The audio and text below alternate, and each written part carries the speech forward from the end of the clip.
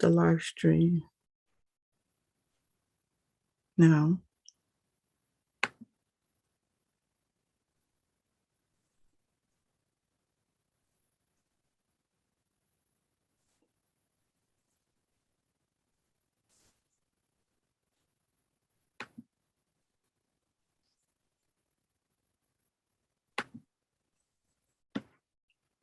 Good morning, everyone. Good morning. We will start in 5 minutes. Good morning, Paula. Good morning, Sabina. Good morning. Good morning.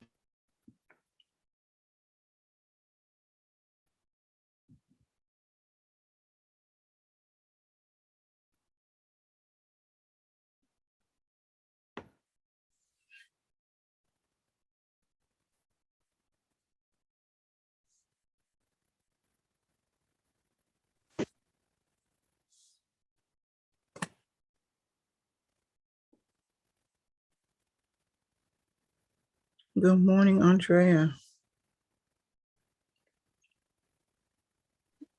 Good morning, Shirley, and executive board and membership. Morning, Andrea. Good morning, Randy.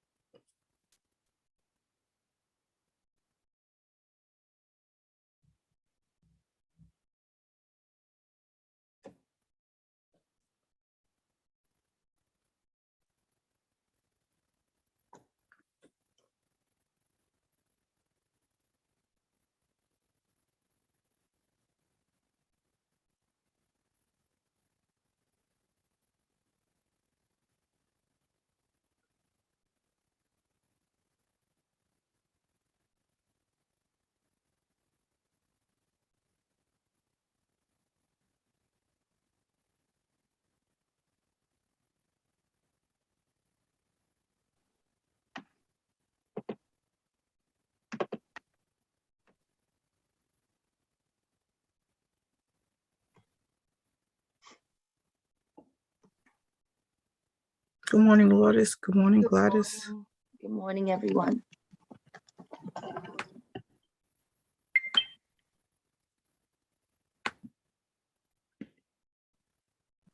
Morning, all. Good morning.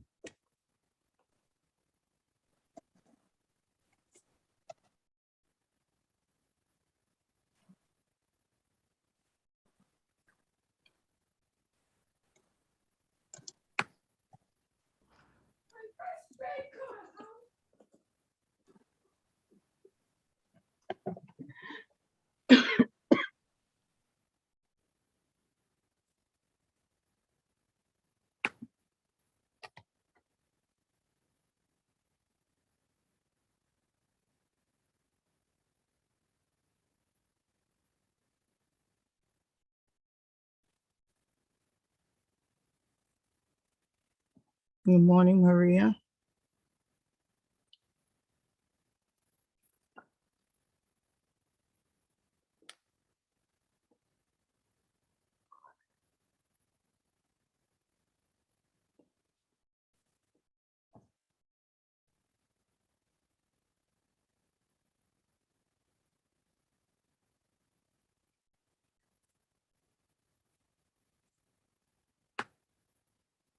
Good morning, Chris. Oh, no, I just saw him.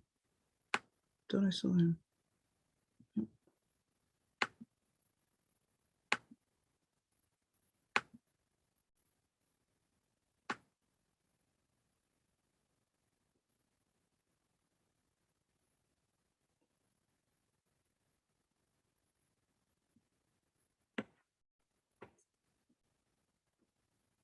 We have a minute and we will begin promptly at 9:30.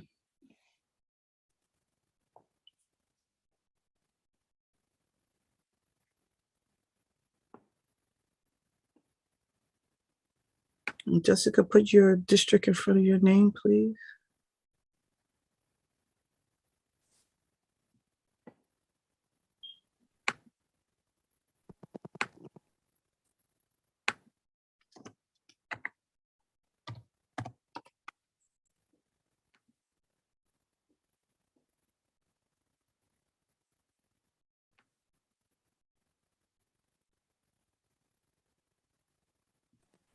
Morning, everyone. Good morning. That was you, Nelson. Oh, that's Len. Hi. Oh, How you doing? how are you doing, Leonard? Good. Nice to see everyone.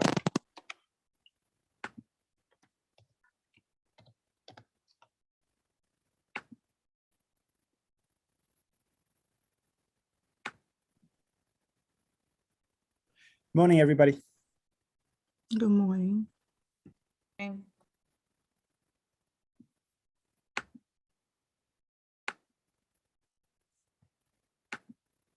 All right, it is 9:30. Good morning. Good morning, everyone. Thank you for coming promptly. We're going to we're going to call to order and we're going to start. So today is Thursday, May 12th, is our May monthly meeting. This is our executive board, for those who don't know, who's joining us for the first time. And we believe leadership is not about being in charge. Leadership is about taking care of those in your charge. We are going to go over the meetings, meeting procedures and standing rules. So at this time, we're going to ask our parliamentarian, Ms. Plaisir, to read the meeting standing rules. And before she starts, we're going to ask our membership to put their district borough in front of their names. Thank you. Go ahead, Marie, you have the floor. Thank you, Madam Chair Organ. Good morning, everyone, and welcome to not just our voting members and our guests. CPAC meeting procedures and standing rules is to ensure that our CPAC meetings are ran smoothly, and as well as being in compliance with our CPAC's bylaws. We ask that you respect the following procedures and adaptations. Please do not speak until you are recognized by the chairperson, who will be assisting and managing the meeting by our parliamentarian. Please limit your comments or questions to 2 minutes to make sure that we have the maximum participation by the greater number of representatives. The parliamentarian will be monitoring the time allotted. Remember that the other speakers as per our bylaws is first the executive board, then the voting members and non-voting members if there is time and they are recognized by the co-chairs and assisted by the parliamentarian. We want to make sure that we hear from as many people as possible during the course of the meeting. Therefore, there will be times when we do not call on someone who has just spoken. Please understand this is an attempt at fairness. All voting members have first sitting preference at the table. And of course, that's when we are in person and virtually directly on the Zoom platform. Membership must be clearly identified by displaying the membership identification plaque when we are in person and or their district number in front of your name by renaming yourself on the Zoom participants listing, reflecting the district that you represent. Please note that if the president is not present at the table and or directly on Zoom, the designee is the voting representative for that district and is able to vote on matters of the membership. Alternates must have written notice from the President's Council's president or designee, or an email sent directly to CPAC, info@cpacnyc@gmail.com, indicating that they can speak and vote on behalf of their districts. And of course, as a reminder, for the purpose of voting on any CPAC's business, only the voting member or designee of the district who is eligible to vote shall be seated at the table and virtually on Zoom. For additional information of our meeting rules and procedures, please refer to CPAC's bylaws, which is available upon request. All copy is available on our website at www.cpcnyc.com. And Robert's Rule of Order, newly revised, the RNO and R for short, is the parliamentary authority used to govern unless it's inconsistent with these bylaws. Madam Chairwoman, Yes. the floor is yours. Thank you, Marie, for that. We're going to, again, this is a summarization of our meeting rules and standing procedures. And I'm going to take roll call at this time. Staten Island High Schools.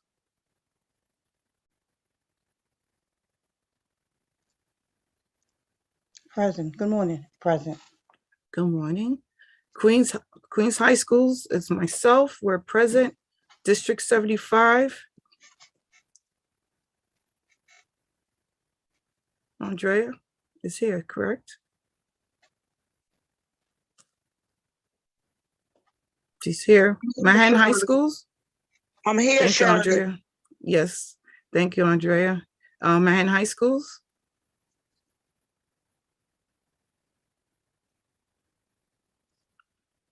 Is Mr. Lawrence here? Mahan High Schools? Not yet, Madam Chair. Bronx High Schools? Present. Good morning. Brooklyn High Schools? Good morning, present. Good morning. District 1? District 1? To whether or not a press conference. Okay. District 2? Here. All right, good morning, Leonard. Good morning. District 3 will be signing in. She was representing CPAC at PS 125 this morning at the mayor and chancellor's announcement on dyslexia. District 4. Here. Good morning, Good Rashida. morning. District 5. Present. Good morning, Aisha. District 6.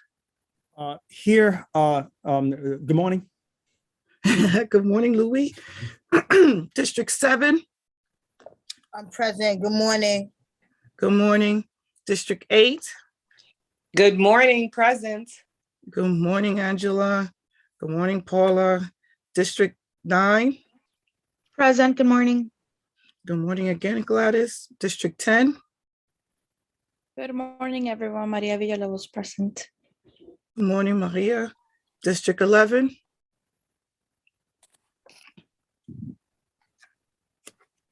District 11.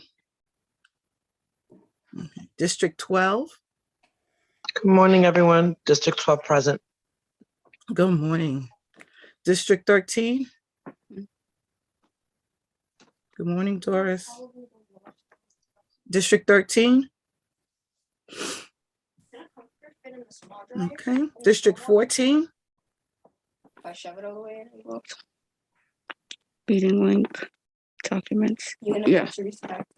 We're going to ask if you're not speaking, please mute yourselves. District 14. District 15. District 15. District 32. Good morning. Present. Good morning, Jazzy. District 31.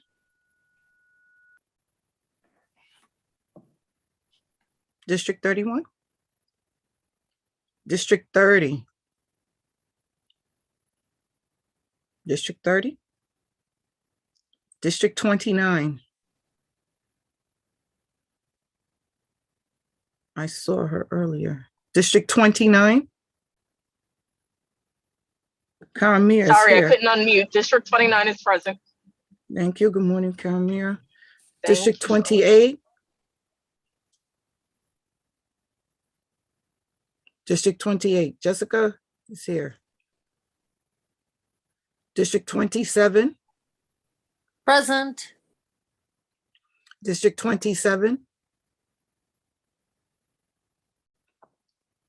Okay, District 26.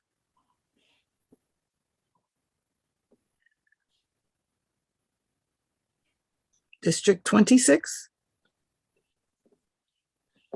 District 25. Good morning, Francis. Morning. Morning, Shirley. District 24.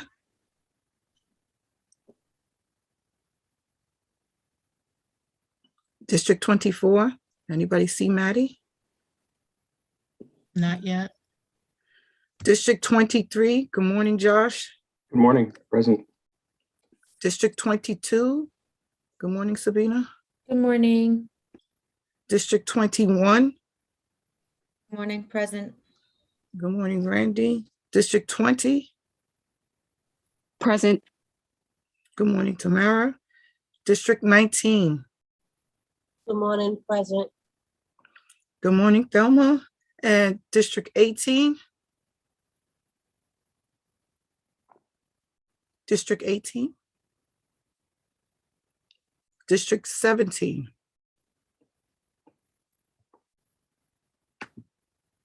District 16, Good morning, present. good morning, Martha. Okay, so the attendance sheet, we ask everyone to fill it out. And those who come in, I see 17 is coming, is in. Good morning, Veronica. District 17. So for our agenda today, we're going to, Sorry. good morning. Good morning. No problem. Good morning. CPAC business and updates, which will include updates from the Title I committee of practitioners. That will be by Cherie Gibson, and followed by American Debate Lead, Richard Connolly. We have Chris Carrico and Nelson Quiles from the Office of Food and Nutrition Services. Instead of at 10:15, instead of face updates, that will be at 10:30. And our Deputy Chancellor of School Leadership, Desmond Blackman, will speak at 10:15.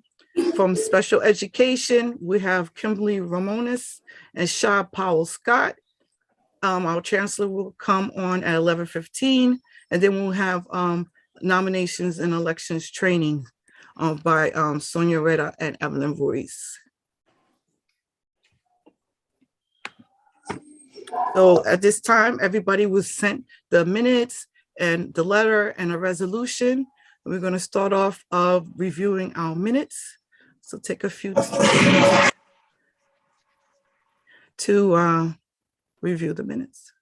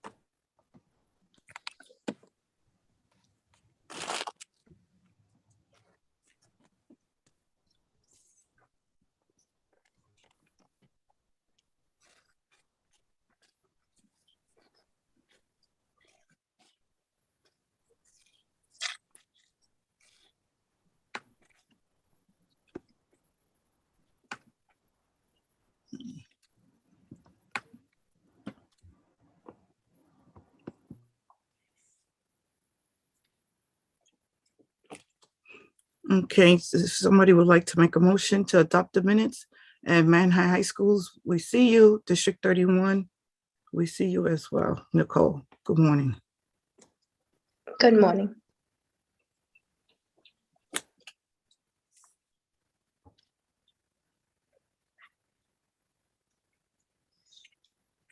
Okay, I'm sorry. Ms. Celia Green, Miss Green from Brooklyn High Schools, you have your hands up. Good morning. I'd like to make the motion pending one change. The date for the date that's listed in there should be April 21st and not April 12th for the special ed committee. Okay, And pending that correction, I'd like to make a motion to adopt the minutes. okay. Would like someone second that motion? District 12, Doris Canella, I second the motion. Okay, thank you. So with the motion with corrections, we will update the correct date for the special education. meeting when they met on April 21st. Anyone who opposes adopting our minutes? Okay, so our minutes are adopted. Thank you. Now we have a letter on the enhanced cafeteria design. We're asking the chancellor to support the capital plan of adding $200 million to the capital plan, so 500 cafeterias can be upgraded to the enhanced cafeteria design. And this is for middle schools and high schools, will improve service line, food selection, the quality, more time to eat. Also addresses the emotional and social aspect. It gives students a safe place where they can socialize as well. Everyone was sent this letter ahead of time. You can take a few minutes, or you have any questions, you can ask at this time. And when someone is ready to make a motion to adopt this letter.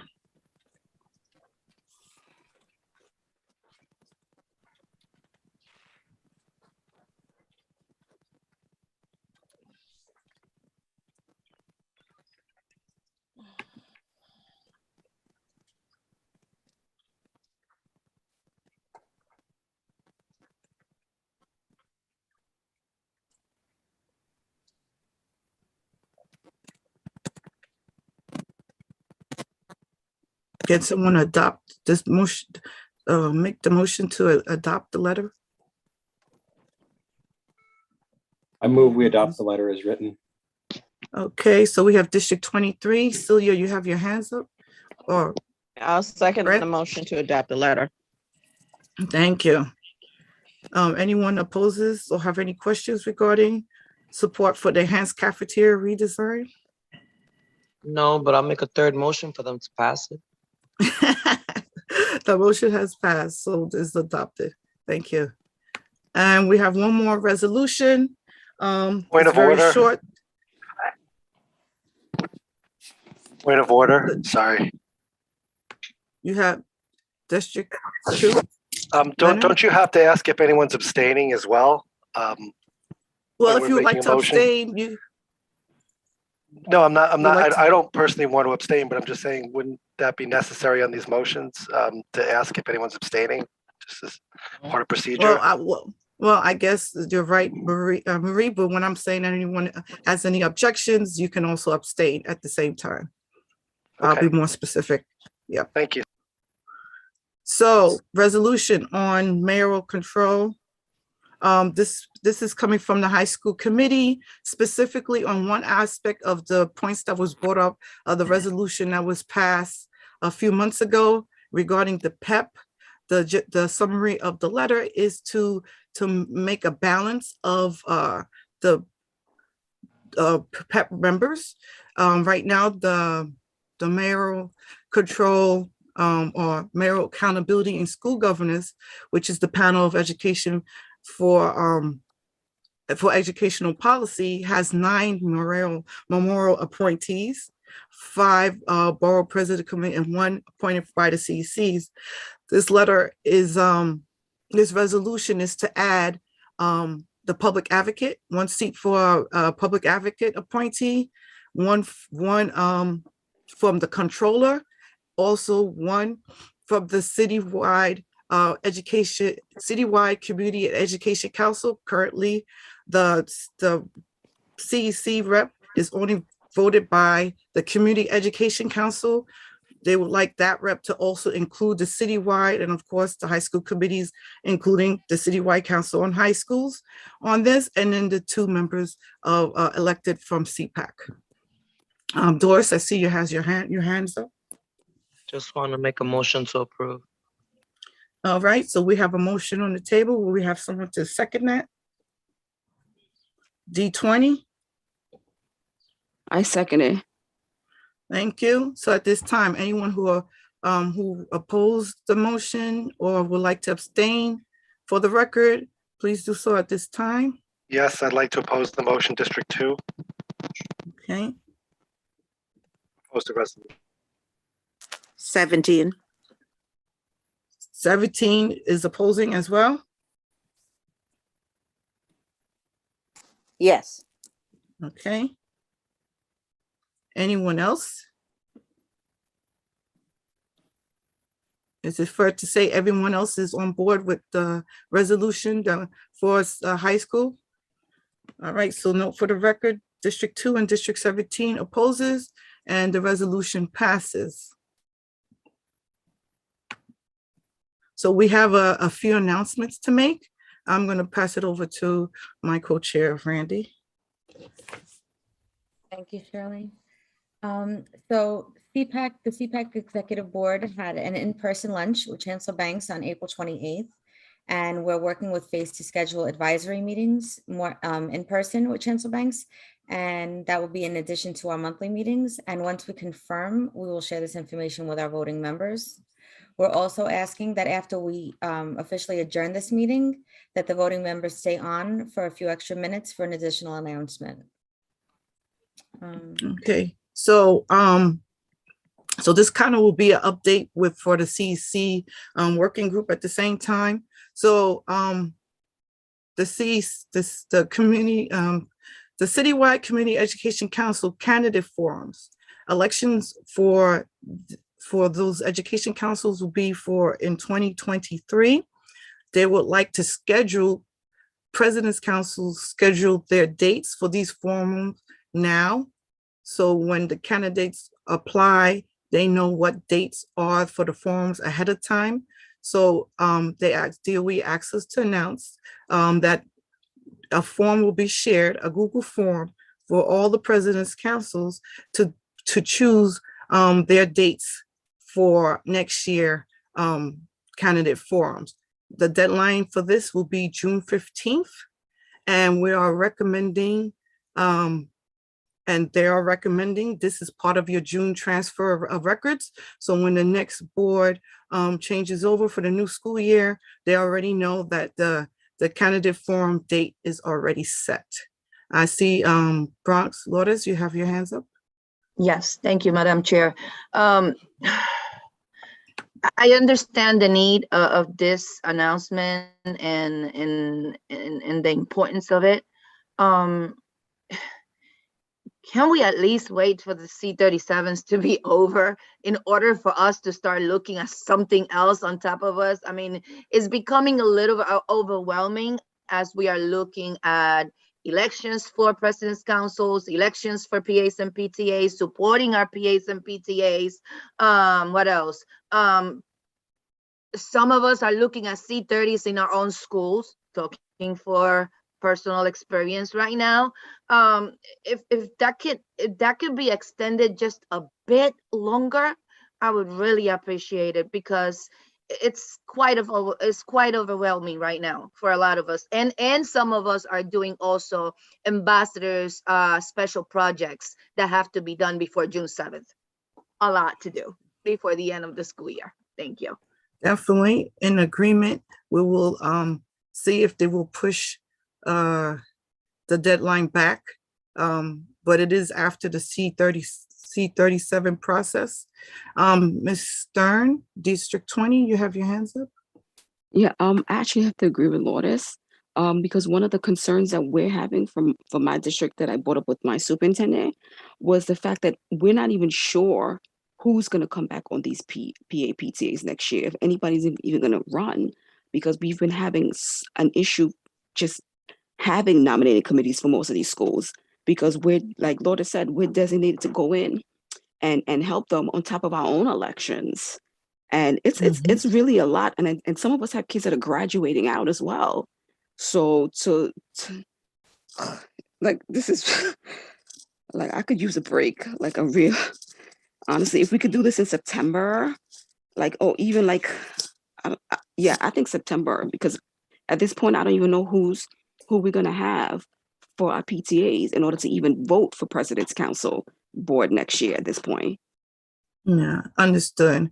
We'll bring back the feedback to the CEC Education Council candidate working group.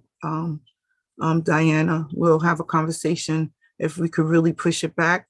I have 2 more hands, and then we'll end this conversation. So District 5 followed by District 9. Aisha, you can go. I understand everybody's point. We're super busy. I think picking a date for the forum, it may seem a lot, but it makes it a lot easier for those coming in to be like, okay, I'm running, and this is when I have to the forum. I mean, I'm in the same boat with all of you, and I'm also on the committee, so I get it, and I'm the chair of that committee, so I do get it, but it does help with moving forward, and it's a time crunch, because once January hits, there's a certain date, like there's only so many weeks to get everything done from beginning to end. So it's not like with President's Council or with PA that, okay, if we didn't get it done in this time frame, we can ask for an extension. Like once January hits, it has to be done by a certain date, everything. So if we have the date set now going in, then that's one less thing we have to worry about. So it is a lot, but if we can just take time out and pick a date, even if the date has to be then changed later, if we know, okay, all of these dates are set, it really will be a lot easier later. I know your mind, I think it is, but I promise you it really is. All right, so we're going to take one more comment because of time. Gladys?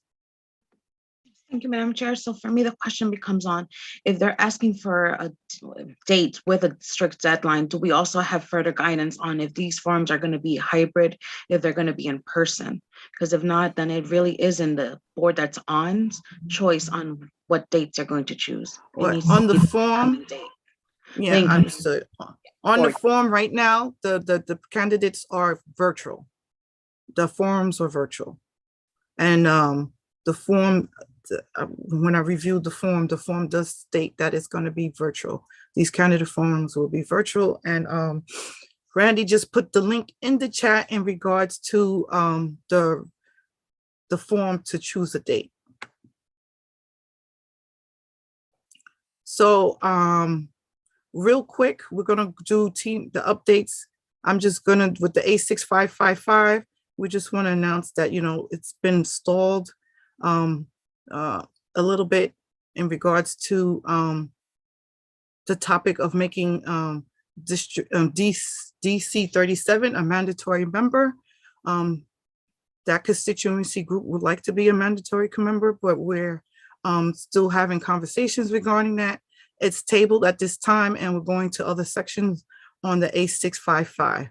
I'm going to strongly suggest, if you agree to, feel that DC 37 should be a mandatory member, email CPAC, and we'll forward the emails as well. Then the mayor made an announcement at 8 o'clock this morning. They're having a dyslexia about their program. I see that Face already sent email regarding that in particular. The equity working group hasn't met. The roundtable group hasn't met. The CEP template, right now, all the SLTs should have the 2022-22 template. They added resources to that as well. We should be working, especially starting next month, to be working on next year's comprehension education plan. And the election working group, we gave some updates, and we can always go back towards the end to have further discussions. So the Wellness Committee is meeting on tomorrow at 4 p.m. And the special education meeting has had at least 3 meetings in the month of April. And from my understanding, those meetings were very robust and informative. The website, again, has posts, instead of the emails, information that's going on, and resources and links, and the sign up for CPAC's committees are also on the website. I just want to clarify, anybody who signed pre-pandemic has to go on the website and use the electronic sign form. We don't have access to those sign-up sheets. That's where we started new sign-up sheets, and it's on the website. So I just want to clarify that. We don't even know if we still have our drawer at Tweed at this time.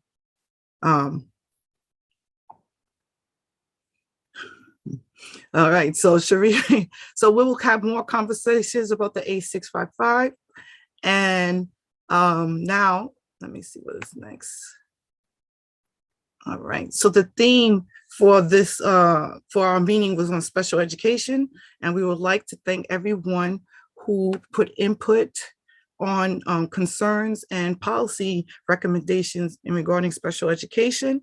So at this time, I would like to introduce one of the Title I COPS representative for updates from the state, Sheree Gibson.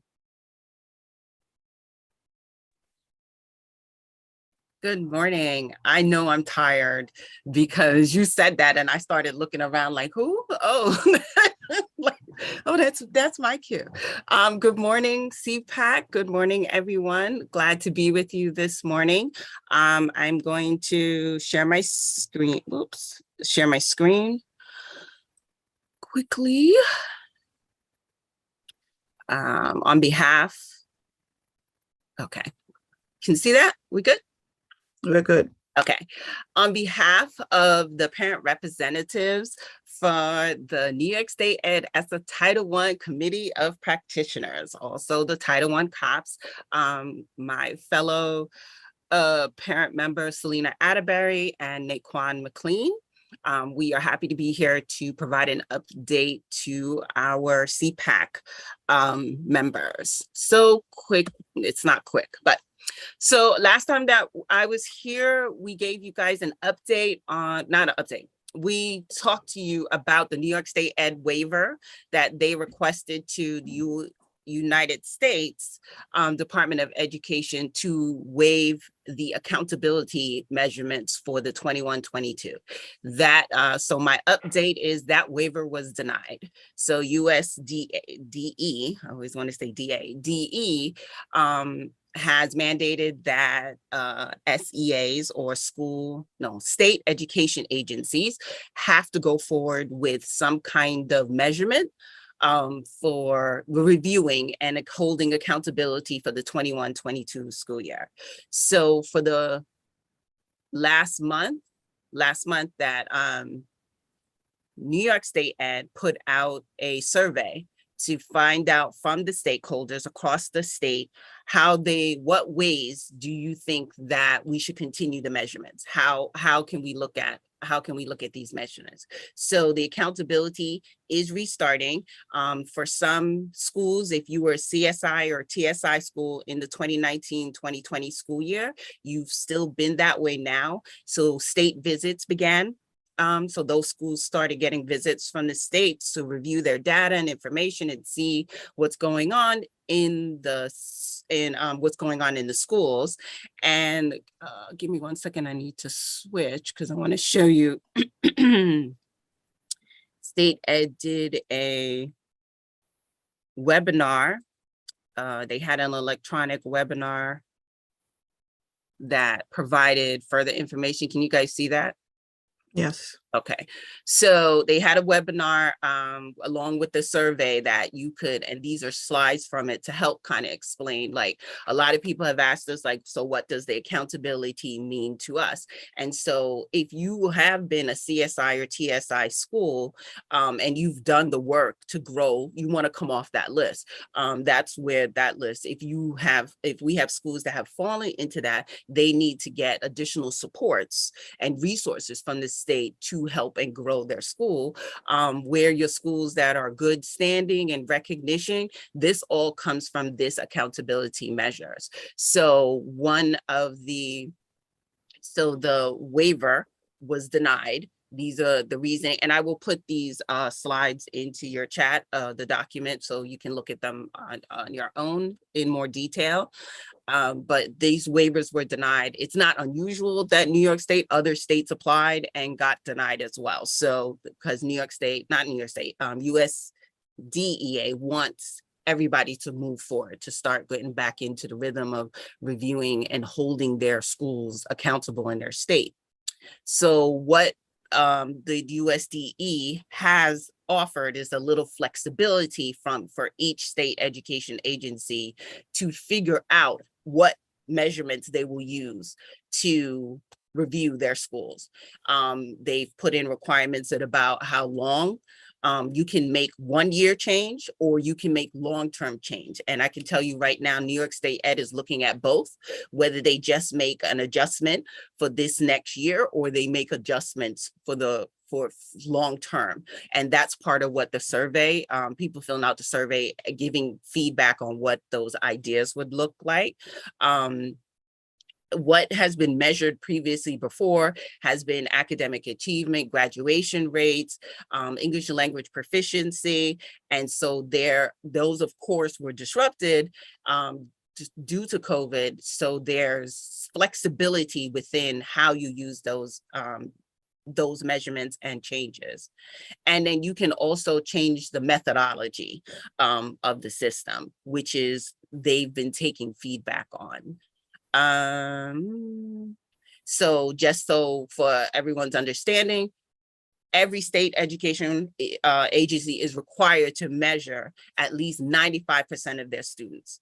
And students in subgroups. Subgroups are examples, students with disabilities, Black male students, Latina students, different, every school has different subgroups within what the statewide assessments. So we have to measure 95%. So you have to find whatever the indicators are, they have to be statewide. So we couldn't use just an assessment that happens only in New York City. It has to be something that everybody across the state is reviewing. So as you can see, there's very few things right now that we all have been doing for the 2021 school year. So now I'm not going to go into all of this. I think you guys can look at this on the slides, but these were options on what they could consider for the elementary and middle school and all the way to high school. And so it's looking like the biggest things, of course, is what they're debating or discussing is, do you use the New York State assessments? Do you use graduation rates? Will that give, because you have to do a growth, you have to show growth to be able to get get good standing recognition. And so it's how do we come to a good, because you have lower participation rates, how do we get to a good place within it? So they give different examples. And in high school, you also consider high school level considers graduation rate and college and career and civic readiness. So these were some of the examples, ideas of where they can. What we are waiting for now is the survey closed at the end of April. So they're going to review that information, see what the stakeholders across the state have want to consider, and then they will come back with, this is how we're going to review accountability for the new school year, and they will have new designations. All schools across New York State will have new designations by the fall. You may have in New York City, I know we definitely have been doing it as the chancellor has an initiative around chronic absenteeism. This was something that we discussed as the committee discussed as an issue that's going across the whole state, and coming up with ideas and ways to improve it, because it's at very high numbers across the state. It was definitely a robust conversation because you have on the committee of practitioners, you have representatives from everything, from teachers, from principals, parent groups, and paras, and all those representatives. So they bring those issues and brings their experiences to the table. So I would encourage you guys as parent leaders in your SLTs to find out what your schools are talking about on chronic absenteeism. And because across the board, everyone feels that there's no one single answer to fix it. It has to be a combination of solutions. And so we want to make sure that parents are engaged in that conversation and bringing their experiences to the table. So like I said, I know that's a lot with the the accountability and stuff, but I always think it's really important that everybody know it and understand it. We also discussed an update, with overview of the state budget and the federal appropriations, which I think everyone has seen now and posted up what the state budget around education is done. If not, we can definitely provide you links. But then what I wanted to provide for Title I updates, what we're dealing with in the city for us is everyone should be, the PAC should be completing their activities or programs and things that they've spent their parents set aside with this year. You should be evaluating the family and parent engagement in your schools for the past year with your PAC. So that becomes a part of what you bring back to the SLT for consultation and doing the CEP for next year. We have a change this year that the protocols has been updated for Title I PACs to have their leadership elections this spring. So we can have our PACs in place in September so they can get started in September as opposed to October, November when we hold the elections that late. So it is possible. We've encouraged, and we know some schools, some districts are supporting and helping their PACs to have their elections this year. And then the next citywide Title I PAC meeting is Monday, May 23rd. Please, if you have any questions that you around Title I, please get them to your DPACs. The chancellor will be joining us for that meeting, and it will be the opportunity for our DPAC chairs and alternates to talk about Title I specific issues, which of course is also family and parent engagement, directly with the chancellor. So if there's things that you want reflected from your district, please get in touch with your DPAC chairs so they will be able to ask those questions at the meeting. So that's it for me. Thank you, Cherie. Anybody who has any questions, please put them in the chat. Cherie is not going anywhere. We're going to jump right into the Office of Food and Nutrition Services. And I'm going to give the floor to Chris and Nelson, and they will introduce themselves. Good morning, folks. How are you all doing today? Can you hear me loud and clear? Yes. Excellent, Yes, we excellent. can. It's been a long time since I've been involved in the CPAC, so I really appreciate you all allowing us to present for a couple of minutes. So the question really should be why is the Office of Food and Nutrition Services from the Department of Education on your screen right now? First, I'd like to introduce myself. My name is Carrico. I head the Office of the Food and Nutrition Service Department for the New York City Department of Education, along with my Chief of Staff, Nelson Quiles. We're both going to chat a little bit about why we are here and what we're trying to accomplish. So Nelson definitely shared the screen with you. So if Nelson, you can go to the second slide. One of the visions that the chancellor has is to really engage school communities around everything that we do, we meaning the Department of Education. So my task is to really share with all groups, including CECs, CPACs, and eventually SLTs and PTAs, as well as student groups at schools in the fall, exactly what we're doing and why we do this. The main theme here is feedback on what we do, how customer service is like, what the food is like, what changes can be made. In fact, what I am hoping to learn from all of the presentations that we're doing this spring into the summer is to make some changes on the September menu based on the feedback that we've been getting. We've received a lot of feedback since February when we announced the formerly known as Vegan Fridays, which is now Plant-Powered Fridays. And we're already making some changes about that, making some changes on what options are like, making some changes on what other days and what the options are like for the other days. So it's really important that we hear from everyone. It's nice to see some of the faces that I do recognize from some of the other groups that we present. So to jump right into the agenda, the overview, we're going to go quickly over what we do. We're going to go over the federal requirements requiring why we do what we do. And of course, the federal government is the one that reimburses the New York City Department of Education for the meals that we serve. Of course, our food quality and standards, which is of our highest priorities, and then feedback. And again, the goal is to get as much information to you around our healthy options, and as well is also getting feedback so we can really address some of the changes that we're looking to have. Nelson, next slide. Just some quick facts about what we are and what we do. Each day, we have over 25 menus in play, 500 plus recipes. We're in over 1,800 schools. We serve a little less than 1 million students, obviously the students that are enrolled in the New York City Department of Education, and we serve around 900 meals a day. Some folks don't know, we do actually serve schools that are not within the DOE. We have some charter schools. We have a good portion of the charter schools in the city that we're in their kitchens, as well as some of the private schools that we are in. For those that don't know, I know some have heard me say this on some of the other calls, all of our menus have items that were approved by students.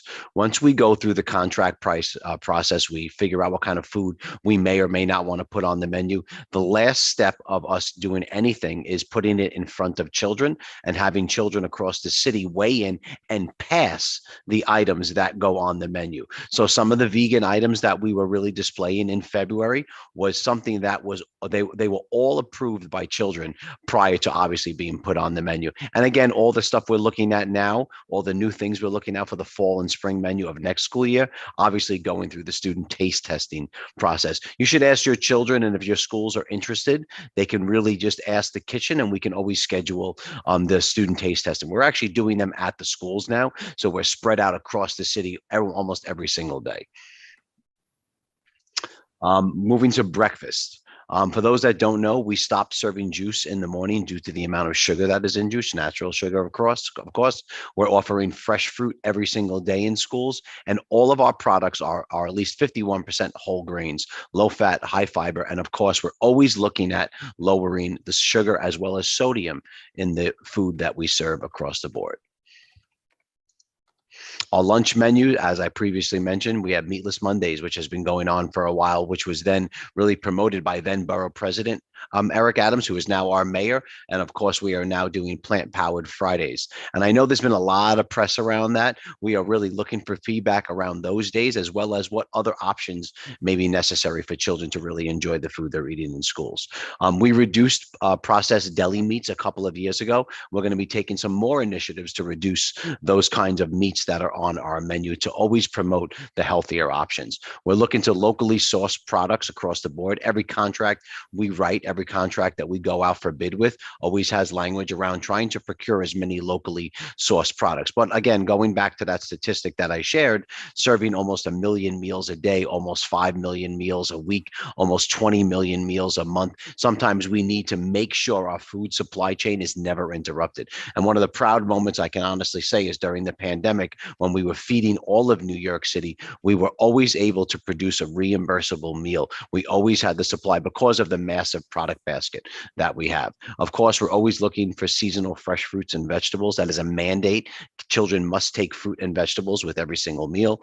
And of course, we still have multiple options available daily. I know there was some concerns around children thinking that they were almost only had to choose from the vegan option on Fridays. They actually have several other options on Fridays, as well as every single day there are sandwiches available. And of course, on our menu, if you haven't got a chance to see it yet, you'll see identifiers about what the food types are.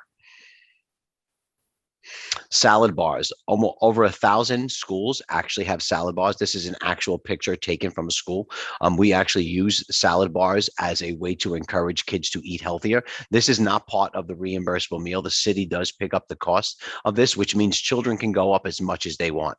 I'm definitely sad to say that during the pandemic, according to the Department of Health, we were really not allowed to have salad bars and keep them open, but they are all back in effect. If your school has not opened it recently, please let us know, and we will make sure that's done. We are messaging out to all the school food managers to make sure this is acceptable and open in all schools. And it is a great way for students, one, to continue the process of eating healthy, but also if they're hungry after they eat their meal, they're more than welcome to go back up and get from the salad bar. And we do range the things that are on the salad bar every day. When we have a taco day, we have taco toppings. When we have a burger day, whether it's turkey burger or regular burger, we have the toppings for that. So we do try to change it up a little bit. I recently was at George Washington High School, where they had a whole different array of different salad options there. Of course, the cooks at the school know the communities that they're feeding, so they are allowed to season, change, display different things if the kids really appreciate and like that.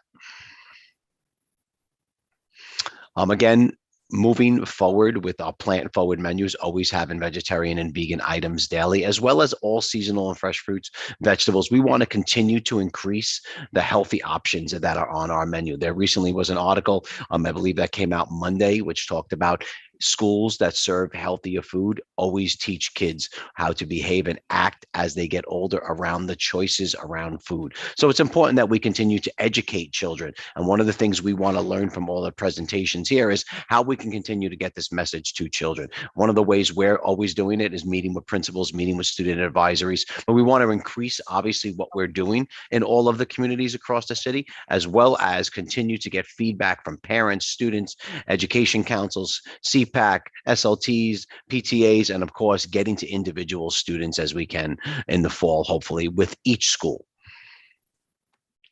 Just as something quick here, and we're going to send this presentation to you so you can look at it if you have any questions. We must follow the USDA and New York City nutritional standards. So when it comes to portion sizes, calories, sodium, sugar, all of that is laid out in a slide like this. I know it's a lot to kind of look at and take in. So again, we're going to give this presentation to you, and you can always either find this online or actually ask us, and we can definitely explain. But there are always nutritional standards at USDA and New York City that we must follow, including always offering certain options at each meal.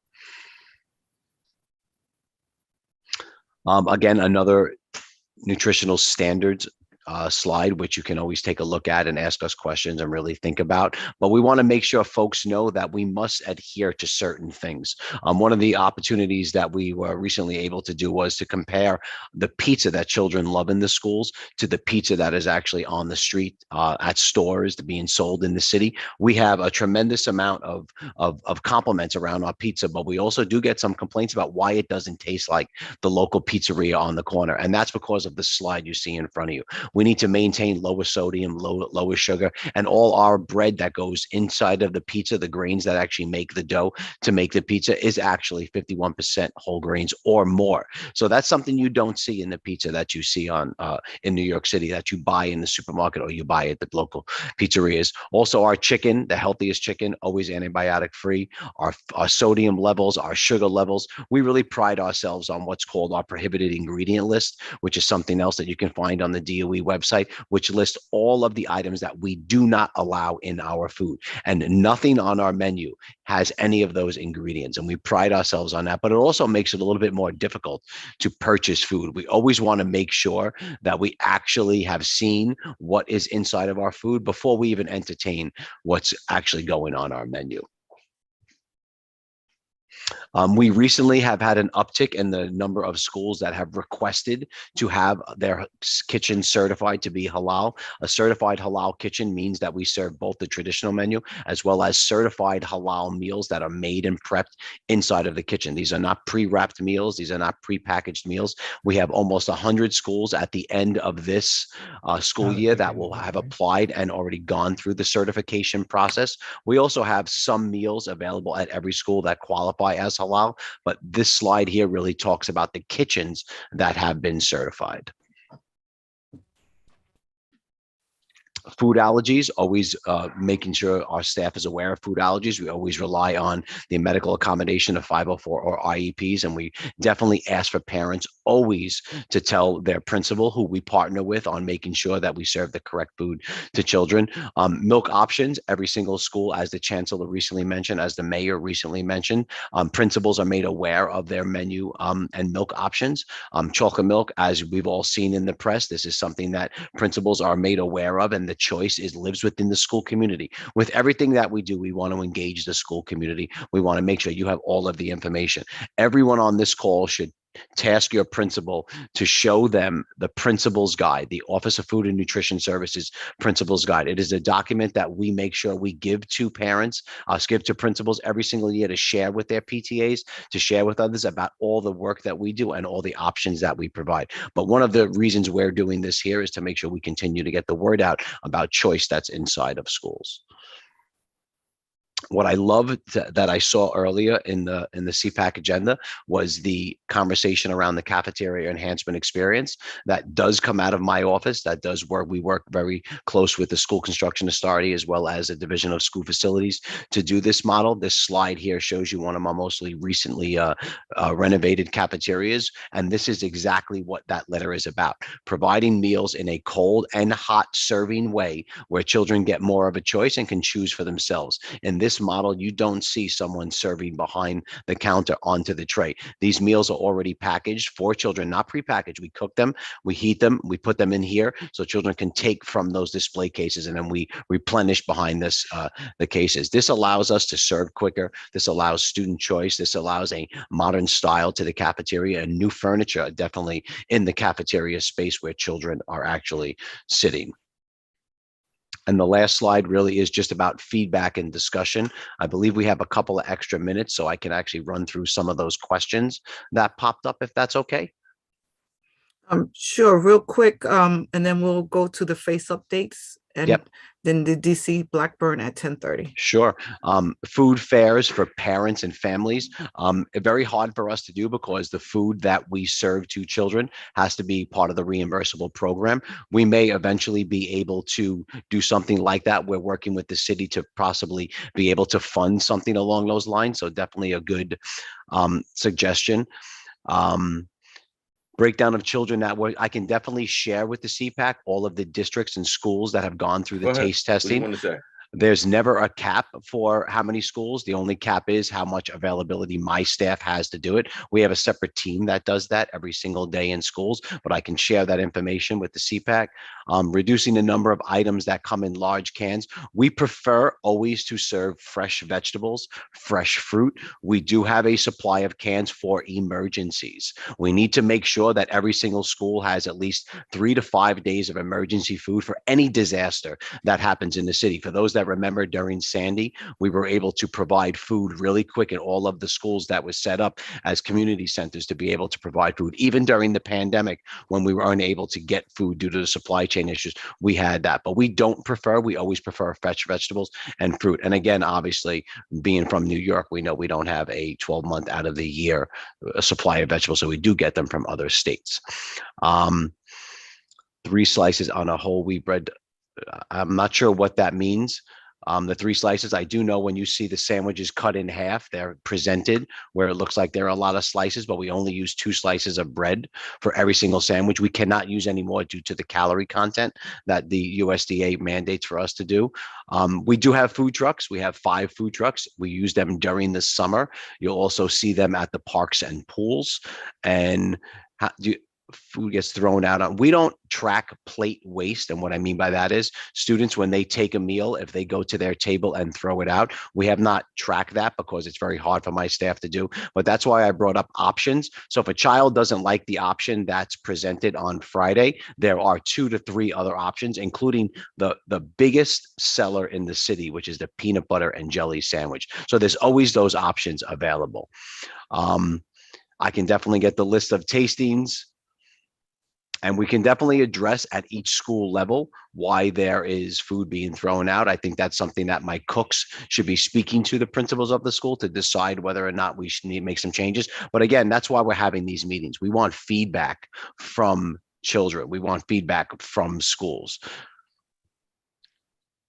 Milk has to be available as per the USDA. It has to be made served for every single school, but water is available in every cafeteria, either through a water fountain or a water jet, which are those big coolers of water where the kids press the button underneath to receive the water. So that's always available. The cafeteria throwing out bags of food. We can definitely have another conversation on that. My folks are trained to batch cook, which means they don't cook more than the enrollment is taking every single day. But if you have a specific school, Rashida, and I would love to investigate that, please let me know. I'll put my email in the chat so you can send that to us. I can definitely address, some of the questions around the sandwiches. They're not half sandwiches, they're full sandwiches. They must meet the USDA requirement. I can definitely share some pictures for this group so you can see what we mean by the sandwiches. They're cut in half. So when we display them, they're displayed a little bit easier. Yep, the local food pantry and shelter conversations around us shipping food out is a concern. We definitely are looking at ways now with the new plan that the mayor and the chancellor have signed off on, which is about sustainability around what we should do with food that we do find that is left over. So we're working on plans for that. And all schools should have the cafeteria enhancements. I agree with everyone with that. We're working with the chancellor and the mayor and the city now to try to do as much of this as possible. And I will definitely put my email and contact information in there, but you're going to see us at every CEC in May and June, and you're going to see us in every school come September, October, and November. Thank you so much, Chris.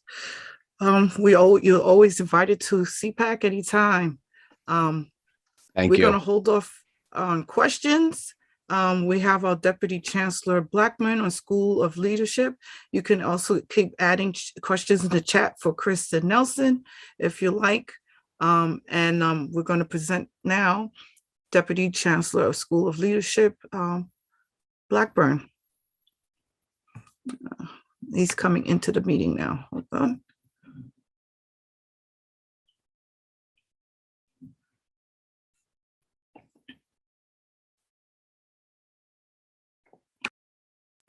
Good morning, Deputy Chancellor Blackburn. You have the floor. We're waiting for you. Oh my goodness. Well, good morning. Good morning. Good morning. Thank you for this. I see all these smiles on the screen. So just thank you for the warm reception. What an honor it is to be here with you this morning, and just really appreciative for just the ongoing partnership. As many of you may know, a huge part of my responsibilities thus far has been working with communities in order to solidify the superintendent selection process that we're in the middle of.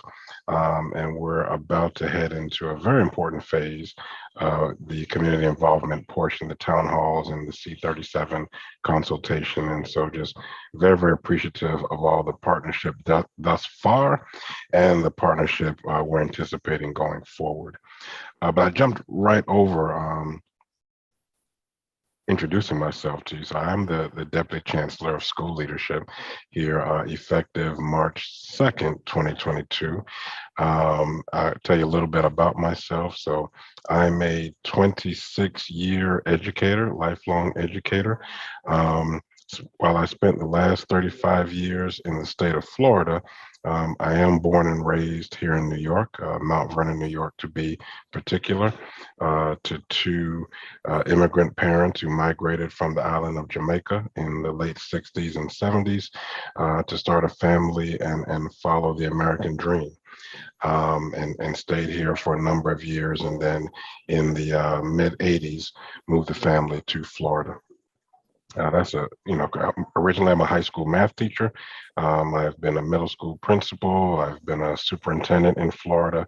And for the last 4 years, right before coming to big up JA, thank you, Cherie.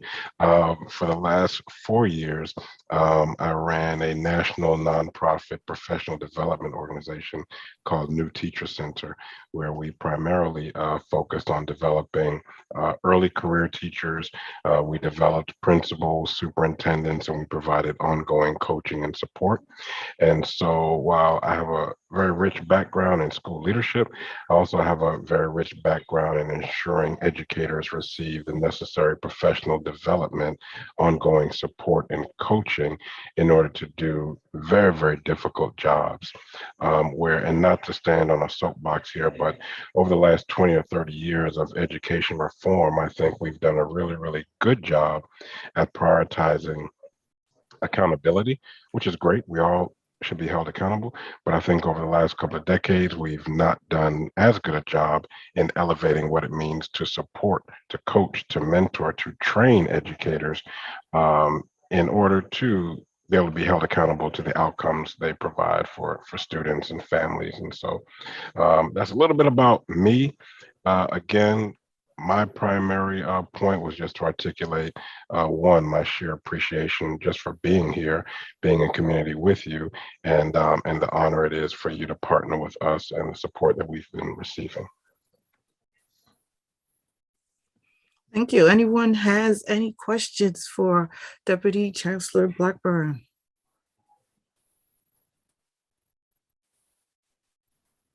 I see. I think Rashida has her hand up. Yes, Rashida, you have the floor. Thank you, Co-Chair Shirley. Hi, Deputy Chancellor Blackburn. Question about the upcoming sessions that we're planning, we meaning y'all are planning now for the parent engagement. I'm not quite sure how we're phrasing it in regards to the different districts with the soups and the candidate. I don't know what the title is, y'all. Is it candidate forum? I see Dr. Melendez like The C-37 process. Yes. C-37, and one will be a town hall. Okay, and so I'm understanding that dates are being populated now, and I'm hearing that Manhattan dates are the same. Like we're having, you know, just for an example, like a District 5 and a District 4 the same date, same time. Is that just something that you're aware of or hearing about, or am I misinformed? So what we're doing right now is working with each CEC council president in order to solidify dates and times for those sessions. I will tell you that logistically, we're definitely having challenges in terms of making sure every town hall has the right translation services available. And there's some other pieces there as well. And so, yes, we do have logistical challenges. We're committed to working that out. And as long as each CEC president tells us that, you know, we're okay and they're working with their communities, then we're going forward. Considering how many of these town halls are happening in such a condensed timeline, it is quite possible that there will be some overlap. So I don't know of any in particular, but it is quite possible considering how many we're doing in such a short timeline. Thank you. And it's understandable, but it's not recommended. Like we have families, we have children in different districts, and that will not be true family engagement, asking us to split ourselves in two. Okay, I will take that back to the team. That's good feedback. I appreciate that. I appreciate There's a question in the chat. Why aren't there any other language preference besides Spanish and Mandarin? Dr. Melendez, can you speak to that? Let me just chime in here. We are doing our best with what our councils have already outlined as the 3 main languages for their CECs based on the surveys we've taken over at FACE. So again, because it's such a huge undertaking in such a short amount of time, we want to make sure that we have the 3 top ones that are spoken in your district. And if we can provide more, of course, we're more than happy to. But that's where we're starting. So it's not just Spanish and Mandarin, it's just every district has the top 3 and we're trying our best. Okay. The statements, I don't know, Jessica, if you want to unmute and make your statement. Well, sure. So there seems to be some confusion. I would recommend that if this is a collaboration with President's Council and CECs, that the CEC president should also confirm with the president of President's Council that they're also available on that date for the C-37 process. Because my understanding is that President's Council should also be involved with this. And so there seems to be a disconnect as to who's responsible for inviting President's Council to this process as well.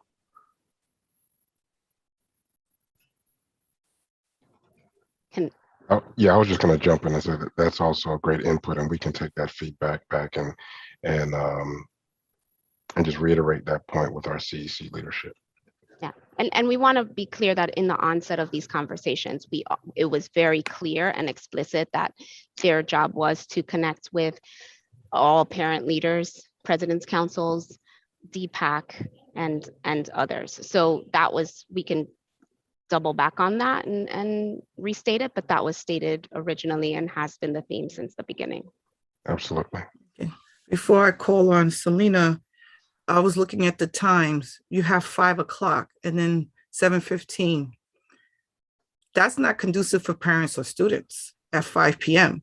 Some high schools are done like at 4 something. When are when the constituent groups are able to participate in the town halls if they start at 5 p.m.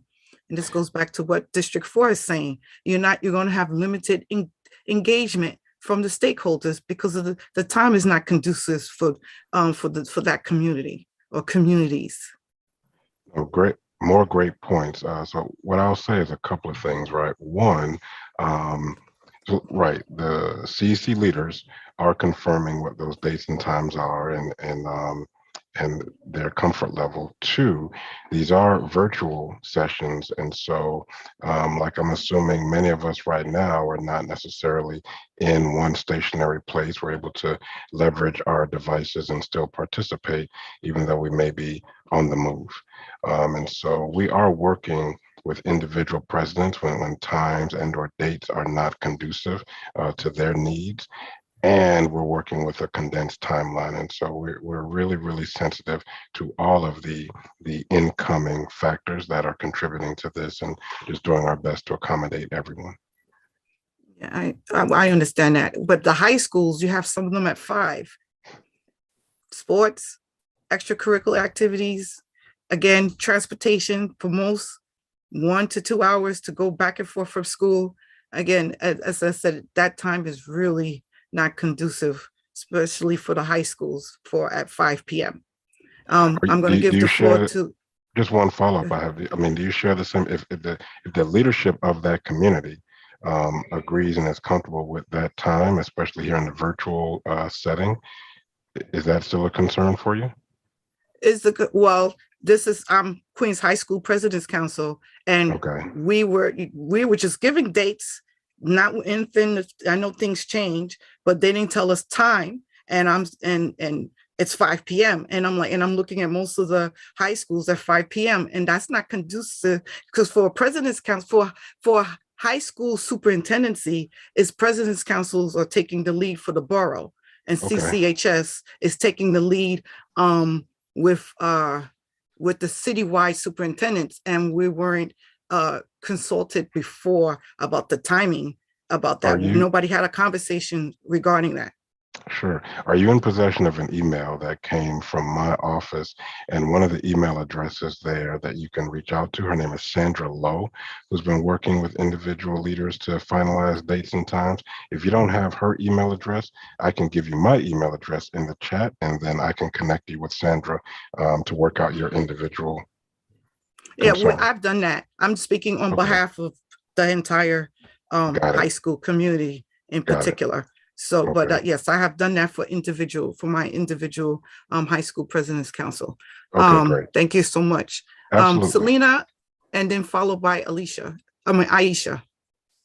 Yes. Good morning, and thank you for being here, Deputy Blackburn. And my pleasure. I can just piggyback on what Shirley was saying. I'm the co-president of the high school of Staten Island, and 5 o'clock is definitely not a good time. But I want to speak specifically to my district and my borough. I don't know, people keep saying that we are a unique borough. I mean, we're just like anybody else. Maybe take it as a compliment, but we, like everyone else, parents, students, schools. Staten Island, even though it's one district, it's still parents of many voices. It's the district parents, from pre-K to 8th grade, and then you got the high school parents. Sandra, y'all want to do one meeting for the high school, but because our superintendent is a dual capacity, their community and high school, but still the parents of the high school have different concerns and issues, and they need to have their own forum to be able to share out. And then you can't put, like at 5 o'clock, you can't put us all on one date, because if the parents come to one date, they're not going to sit there and do the district, and then the high school to wait till after the district is done. And then some parents got kids in district and high school, so that means they got to sit there for 3 hours. It's long. It's not fair to them. They coming home from work. They, like Shirley said, they're picking up their kids from after school activities, sports, and everything, and that's not right. Y'all always say that you're concerned about the parents' voice to be heard. Staten Island needs to have their high school town hall, and they also need to have their district town hall. Would be fair to all the parents involved. And just because we're one district and one borough doesn't mean our parents do not want to have separate town halls, so they can truly take advantage of doing the interview or the town hall with that candidate. And so we must, this is what we've been talking about over and over again. And it just seems like it's not being respectful of the parents of Staten Island as a whole. I mean, please, separate it. Definitely not at 5 o'clock, because for high school, it doesn't really work. And even for district, I just spoke to the CEC first president of 31. They're not comfortable with 5 o'clock either. So the timing, and to tell you the truth, and I'm gonna say this and I'm gonna close out, and people know me, I am so tired of DOE coming to us, and I respect DOE coming to us with the decisions already made instead of coming to us to the table asking us what we need. And this is so frustrating. So, and y'all, we are parents, parent leaders, we volunteer, and y'all always come to us like, well, this is what we're doing for y'all. And to me, that's Let me just step in. I know, Chancellor. Go ahead. Yeah, no, because I want to make sure, listen, this is a whole process that we are engaging in, because the whole point here was to engage the parents. So Desmond, I'm not really sure where the time came from. The time really doesn't matter to me. They can set up any time that they want to set up. And the time does not have to be uniform across the board. If we were working through the CEC presidents, and as far as I'm concerned, Dr. Blackburn, we can leave it to them to establish the time. So whether it's 5 o'clock, 6 o'clock, 7 o'clock, we don't need to say they're all starting at 5 o'clock or whatever. Let's just leave it to the parents to determine what the time is, and then the people will show up at that point. So let us get back to you on that. And just, unless Dr. Blackburn, you're telling me there's anything that we know, there's some regulation that says they all have to start at the same exact time, no matter what. No regulations, Chancellor, just logistical challenges. And like I said, we're working individually, and we'll come. The Staten Island piece on needing 2 meetings, that was brought to me, I think, a couple of nights ago. I already gave the thumbs up on making sure you all can have your multiple meetings. And so that's been taken care of. And the time piece, we'll take care of that as well. Thank you. Thank you very much. Thank you. So we're going to take 2 more questions. Hold on, wait a minute. Hold on. But I also want to make sure that the question that was just last raised, I want you to know this is a new day. So when you say, they already make these decisions and they just come back and tell us, we have spent a lot of time here working and ensuring that parents are part of this process. So for me, it doesn't sit well if I'm kind of being judged by what has happened in the past. I'm not judging by the past, Chancellor. I'm just saying how parents feel as a whole now. Even though it was done, you said it's done in the past, it still hasn't resonated to the present.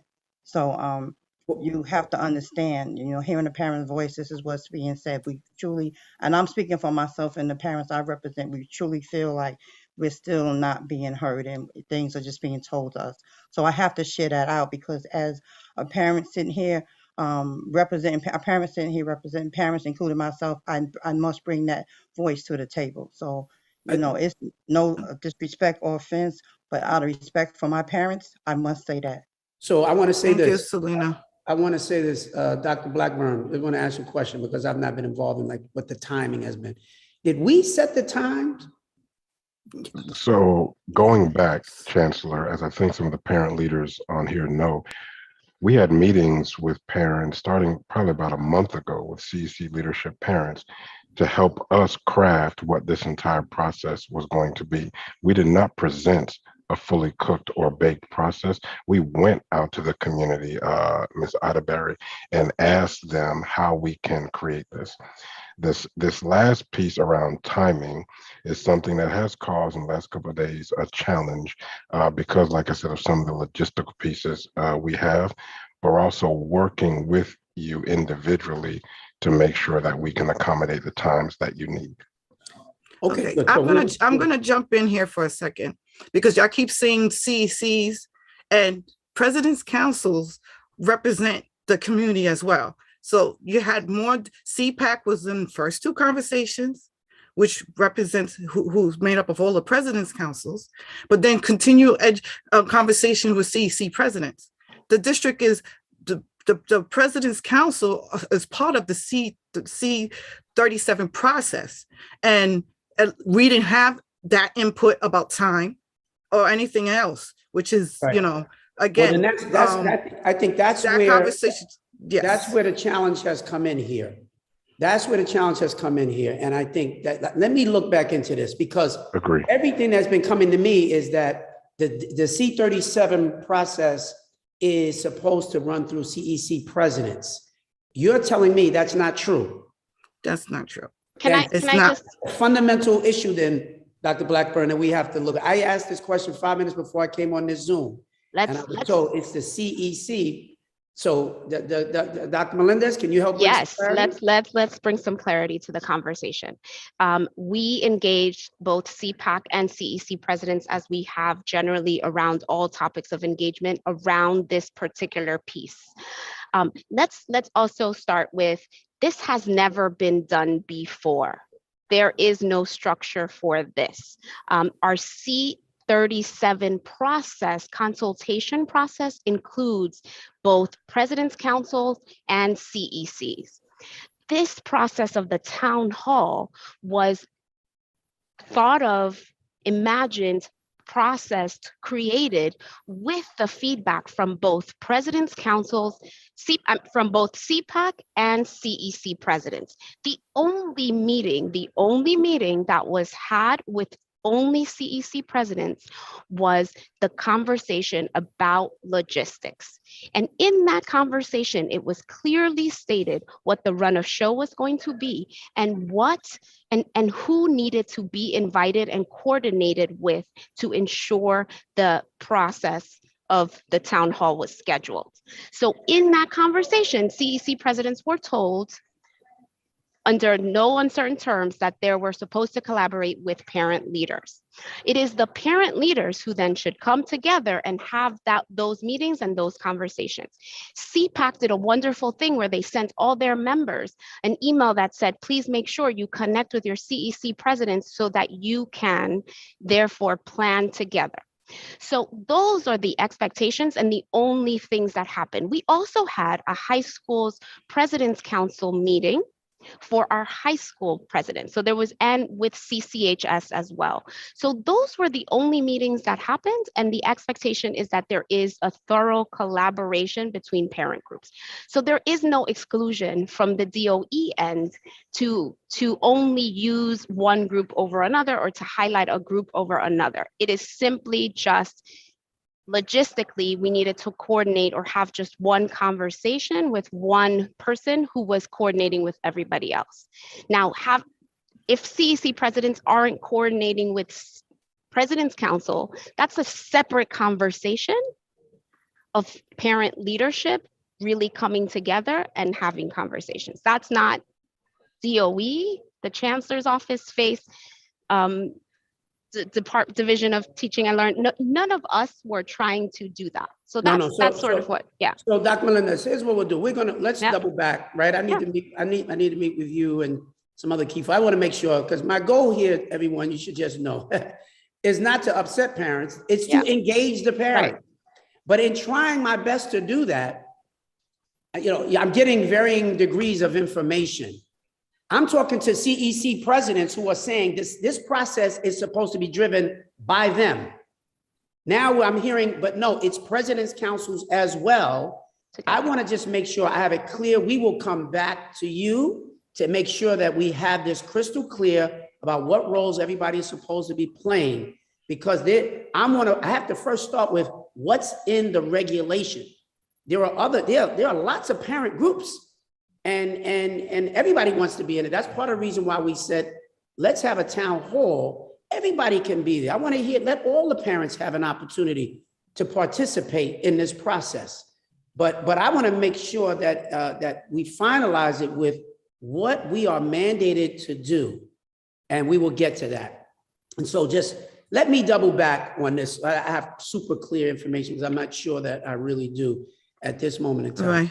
Thank you, Chancellor. We'll have further conversations, but to be fair, District 5 and District 8, and I'm sorry, Bronx, we're going to stop after District 8 with their questions. They had their hands up for the longest time. So Aisha, you have the floor. I will give my time. I will wait till the next session. It's fine. Someone else can go. It's fine.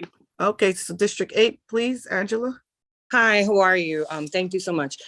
So I wanted to get some clarity from Deputy Chancellor Blackburn on just the details around the session. Will we know who the candidates are? Have the candidates been notified of the dates? Will participation from the public be allowed? These are all important questions as we are trying to market this to our individual communities. And lastly, I'll just say this. It is very important to have, for meetings of collaboration, the president of President's Council, the head of DPAC, as well as the DLT, because I know that the heart of the chancellor, I can feel it, has been to try to engage as many people as possible.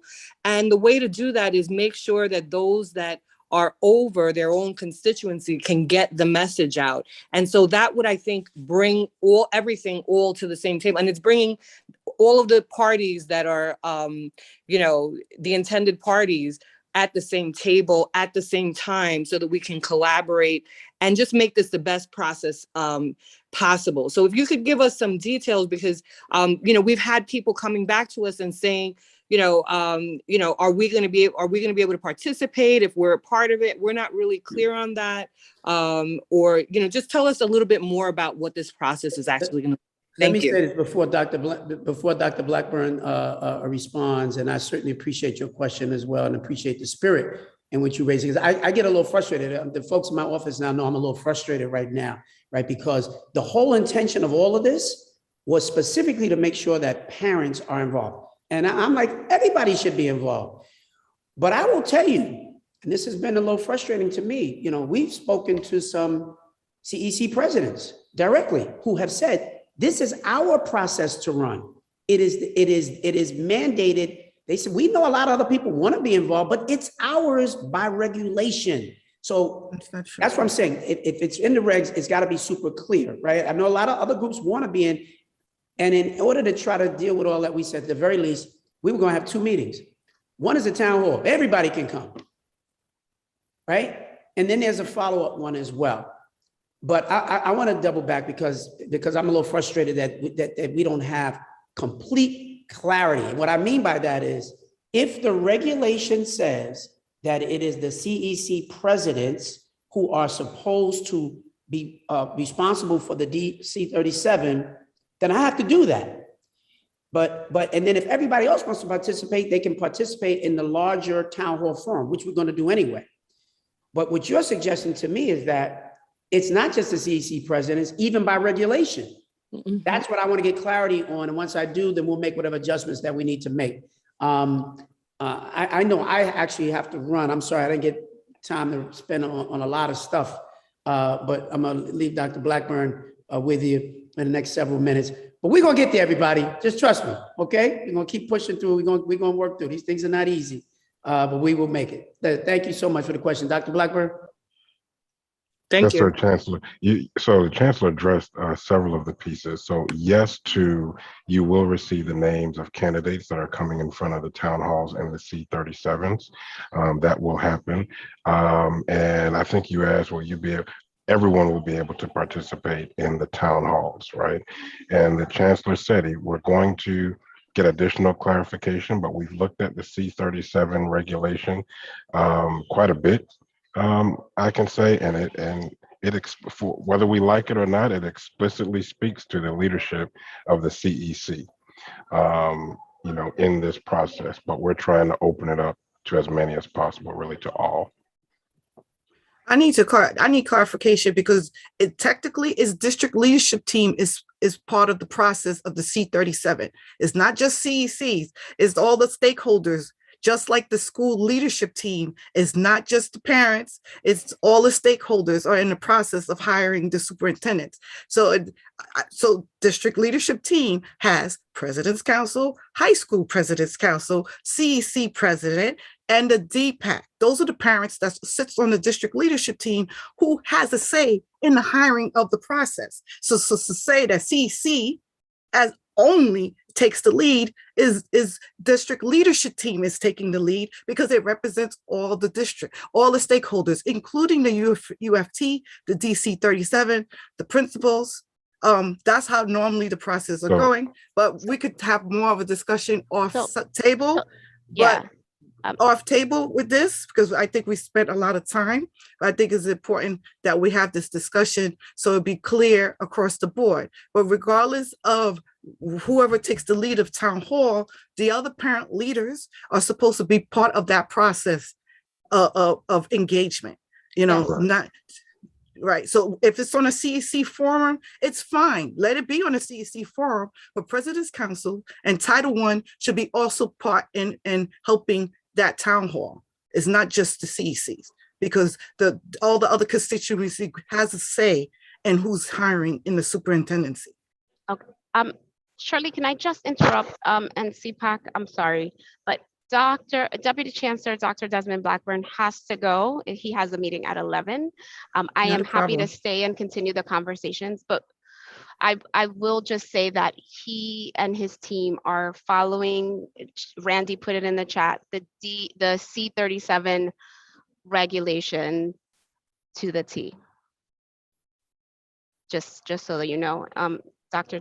Blackburn, I don't know if you were going to say Oh, something. thank you so much for that clarification. And I enjoy the conversation. And we are trying to do the right thing. We're trying to do this never before thing to include community, parents, you name it, in the selection of a very crucial person to every child's education, and that is the superintendent. And because it's never been done before, there's no exact roadmap. But we're committed to going over and through the bumps on the road to get us there. So thank you again for the engagement. Sorry I have to run. Bye-bye. No problem. We'll have you back. Thank you. Thank you for taking time out to be with us. Absolutely. We do have both of our special education individuals here, and we'll circle back around because I want Aisha and Lourdes to talk about what they have to talk about, but we'll give the floor to Kimberly Ramones and Shaw Powell Scott. They're going to talk to us about special education. Hi, good morning, everyone. It's a pleasure to be here with you. And for those of you who I don't know, I am Kimberly Ramones from the Special Education Office, and my role is Senior Executive Director, Supporting Instruction and Compliance. And I'm joined here today by our Director of Family Support, Shaw Powell Scott. And we'd like to use our time today to talk about a couple of things. We'd like to give you an overview of the IEP process. We would like to share valuable resources that you can use for yourselves and take back to your stakeholders around resources for parents and families. We'd also like to share with you some information about upcoming events specifically for parents and families. And like to also talk a little bit about what summer will look like for our students with IEPs. And hopefully that sounds okay to you all. And if there's any other topics you'd like to hear today, then please feel free to put them into the chat, and we'll be sure to squeeze them in if we can, and we're happy to pivot at any time. So I'm going to turn it over to my colleague Shaw, who is going to talk us through through the IEP process and give us a quick summary. Shaw. Hello, good morning, everyone. Thank you so much for having us today. I'm so pleased to join you all today. Once again, my name is Shaw Powell Scott. I'm the Director of Family Support within the Special Education Office. I'm going to run through a few slides with you, which is going to provide special education supports and resources for families. So you'll be able to take that back to your stakeholders and utilize for yourself as well. I'll give you just a brief overview about what I do here in the Special Education Office. One of my roles is managing our special education family support inbox, where we receive anywhere between 5,000 to 6,000 emails from families, stakeholders, electeds, anyone who has a question or a concern regarding special education. I collect data on trends so that we can take back to our policy team and ensure that our policies match what we're seeing in as far as families concerned that reach us. I've been in the DOE for approximately 11 years, in the special education office for 4, previously being in the impartial hearing office and working with families as a family court liaison for the DOE, working with court-involved students. So I'm very committed to equity for our underrepresented families and students. I'm going to jump right into our deck because I know we're a little tight on time. So once again, thank you so much for having us, and we're going to talk a little bit about our resources. I'm going to share my screen.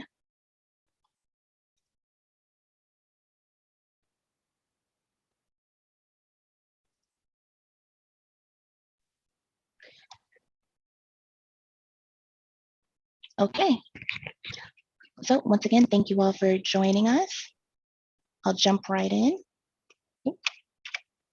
Sorry about that. So we're just going to do a really brief overview of the IEP process, which includes referral, evaluation, the IEP meeting, supports and services, as well as school settings. I'd really like to talk to you about families speaking with their IEP teams about trauma, parent members. We'll go over some helpful questions to foster engagement with families, getting special education support, and contacts and resources.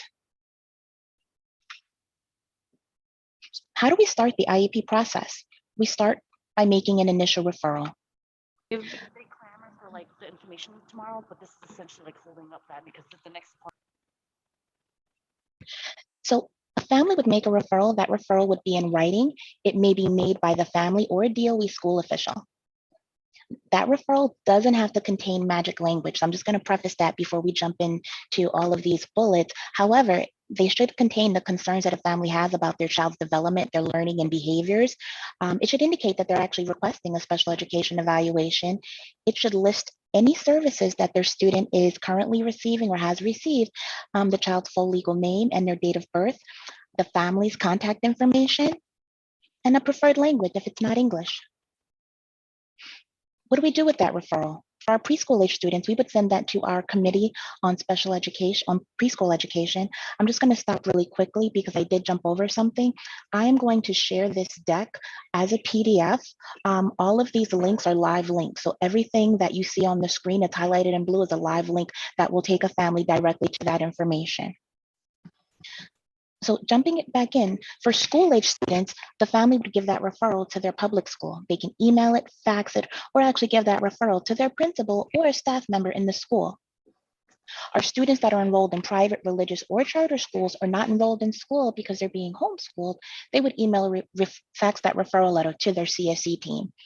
If a family is having difficulty connecting to their student's school or a CSE, they can always email us at specialeducation@schools.nyc.gov. And you'll hear me say that many, many times throughout the presentation, because once again, that is our family support inbox to assist families with special education concerns. What happens after the family makes that referral? Our preschool age students are going to receive a referral packet from the CPSC. Our school age students are going to receive a notice of referral letter, which is going to go over their rights, provide the phone number, contact information to call someone if they have questions, and it's going to request a meeting with their school social worker for a social history interview. The family is also going to be asked to sign a consent for initial evaluation in their preferred language. Let's talk a little bit about evaluation. So after the family provides us that consent, we do have 60 calendar days to evaluate that student. And if the student is found eligible for special education services, we have 60 school days to place that student. What happens with the initial evaluation? That's going to consist of a psychoeducational assessment, a physical, the social history. The student is going to be observed, and any other assessments that we need to explore a suspected area of disability. So that can include, but not be limited to, a speech and language evaluation, sign language fluency, OT or PT, a functional behavioral assessment, an assessment for assistive technology, a review of that student's records, teacher assessments, and for students that are 12 and older, a vocational assessment, which is an interview to determine their skills and interests. Our students should have a bilingual assessment if their home language is not English. That bilingual assessment is going to be done in both English and the student's home language. What happens in the IEP meeting? So after we've completed all the evaluations and assessments, the family is invited to an IEP meeting. At that meeting, there's going to be there's the IEP team. The family is a member of that IEP team. They'll review information from the evaluations and other sources to determine if that student is actually eligible for special education services. If so, the team will work together and they'll actually develop an IEP. Where that meeting is held is determined by a student's age and their grade level, as well as the type of school they attend. Someone from the student's IEP team will actually reach out to the family and determine where that meeting will be and if to make sure that the family has all of the materials they need to participate effectively. Our preschool age students have their meetings at their CPSC site or at their school if possible. Our families do have a right to have interpretation services, and they can speak with their IEP team if they'd like to request an interpreter, and they're also eligible to receive translation of their child's IEP, any assessments, and notices. Our families that are deaf or hard of hearing, whether guardian, staff, or parent, they have the legal right to have a sign language interpreter during that meeting as well. Let's talk a little bit about talking to your IEP team about trauma, especially in the very difficult times that we've been in. I'd like to talk about that and how we're integrating that into the special education process. So while trauma itself is not a disability for the purposes of special education services, experiencing a physical or emotional trauma can be a factor that brings about a student's disability or affects a student's needs relating to their existing disability. So if we have a student who has experienced a trauma that's interfering with their education, this can also be discussed with the student's IEP team. We do have staff that are trained to discuss trauma and supporting students through that process. This is a live link as well, and you'll have that link, but we do have a crisis and traumatic event page. It talks about all of the available resources we have in the DOE to support students through those events. Our parent members, we have amazing parent members. Our parent members, they contribute very valuable information and support to our families who actually request their attendance at a meeting. Parent members receive training, they go through a certification process and are able to assist and support parents at IEP meetings upon request. They participate in our discussions about eligibility, educational planning and goal setting, learning a little bit more about least restrictive environment, and understanding the evaluation and placement processes. They help families to understand and make sure they're comfortable with the IEP team's decisions and make sure that all of their questions and concerns are addressed. So families who'd like to request a parent member at their meeting, they make that request in writing to their CSC or school team at least 72 hours in advance of that meeting. And to learn a little bit more about becoming a parent member or just general questions, they can reach out to parent IEP member at schools.nyc.gov. What are the supports and services that are available to our students? We have so many, and I'd love to talk all day about this. I'm just going to kind of do a really quick run through. So our students can have accommodations and modifications, accessible educational materials, adaptive equipment, adapted physical education, alternate assessment. Students who are being declassified can also still receive certain special education services. We have extended school year, paraprofessional services, and travel training. Testing accommodations, so students who may be eligible to receive testing accommodations, those actually remove barriers to the test taking process so that students with disabilities and our multilingual and English language learners can demonstrate their knowledge and skills during that test taking process. Our ESY services are our special education and related services programs during July and August. ESY services are different from our general education summer school. Building accessibility. So we have a variety of buildings that are 3 different levels. Some buildings are inaccessible, very few, partially accessible, and then we have our fully accessible buildings. What type of school settings exist for our students? So we have our district schools, our district 1 through 32 schools, which is where the majority of students who receive special education services actually receive their services. And to put that into perspective, out of our more than 1 million New York City students, 20% of those are students with disabilities, and most of our students are receiving services within district 1 through 32 schools. And those programs that they would receive in a district 1 through 32 school can be general education, integrated co-teaching, also known as ICT, and special class services. We have specialized programs. We have our ACES programs, which is the Academics, Career, and Essential Skills programs.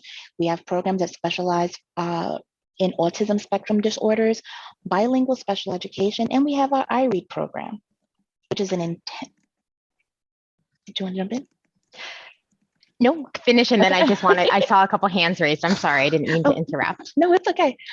And we have our District 75 schools. Our District 75 schools, they provide highly specialized instructional support for our students with significant challenge, such as autism spectrum disorders, significant cognitive delays, or emotional disturbances. They provide instructional support in many different settings, and that can be special classes co-located in our District 1 through 32 schools, a school building where all students have IEPs, also general education classrooms, agencies, hospitals, and also at home. Some other educational settings may be a New York State approved non-public school, our 4201 NYSED supported schools. These schools provide very intensive special education services of a wide range. And those are students who have been determined they cannot be served within the programs that we just mentioned, which is our D1 through 32 specialized programs or District 75 schools, and require more intensive programming and support. We also have our home and hospital instruction, and that is for all school-age students who are unable to attend schools due to orthopedic, medical, or psychiatric reasons, our charter schools and private or religious school students who also may be eligible to receive special education services from the DOE. Let's talk a little bit about how do we get help? How do we receive support? So we've talked all about special education. So when I have an issue, where do I go? We'd like families to start with speaking with their IEP team. Of course, our families are a part of that. That can also include their school psychologist, their school social worker, and any other specialized members, such as their child's physician.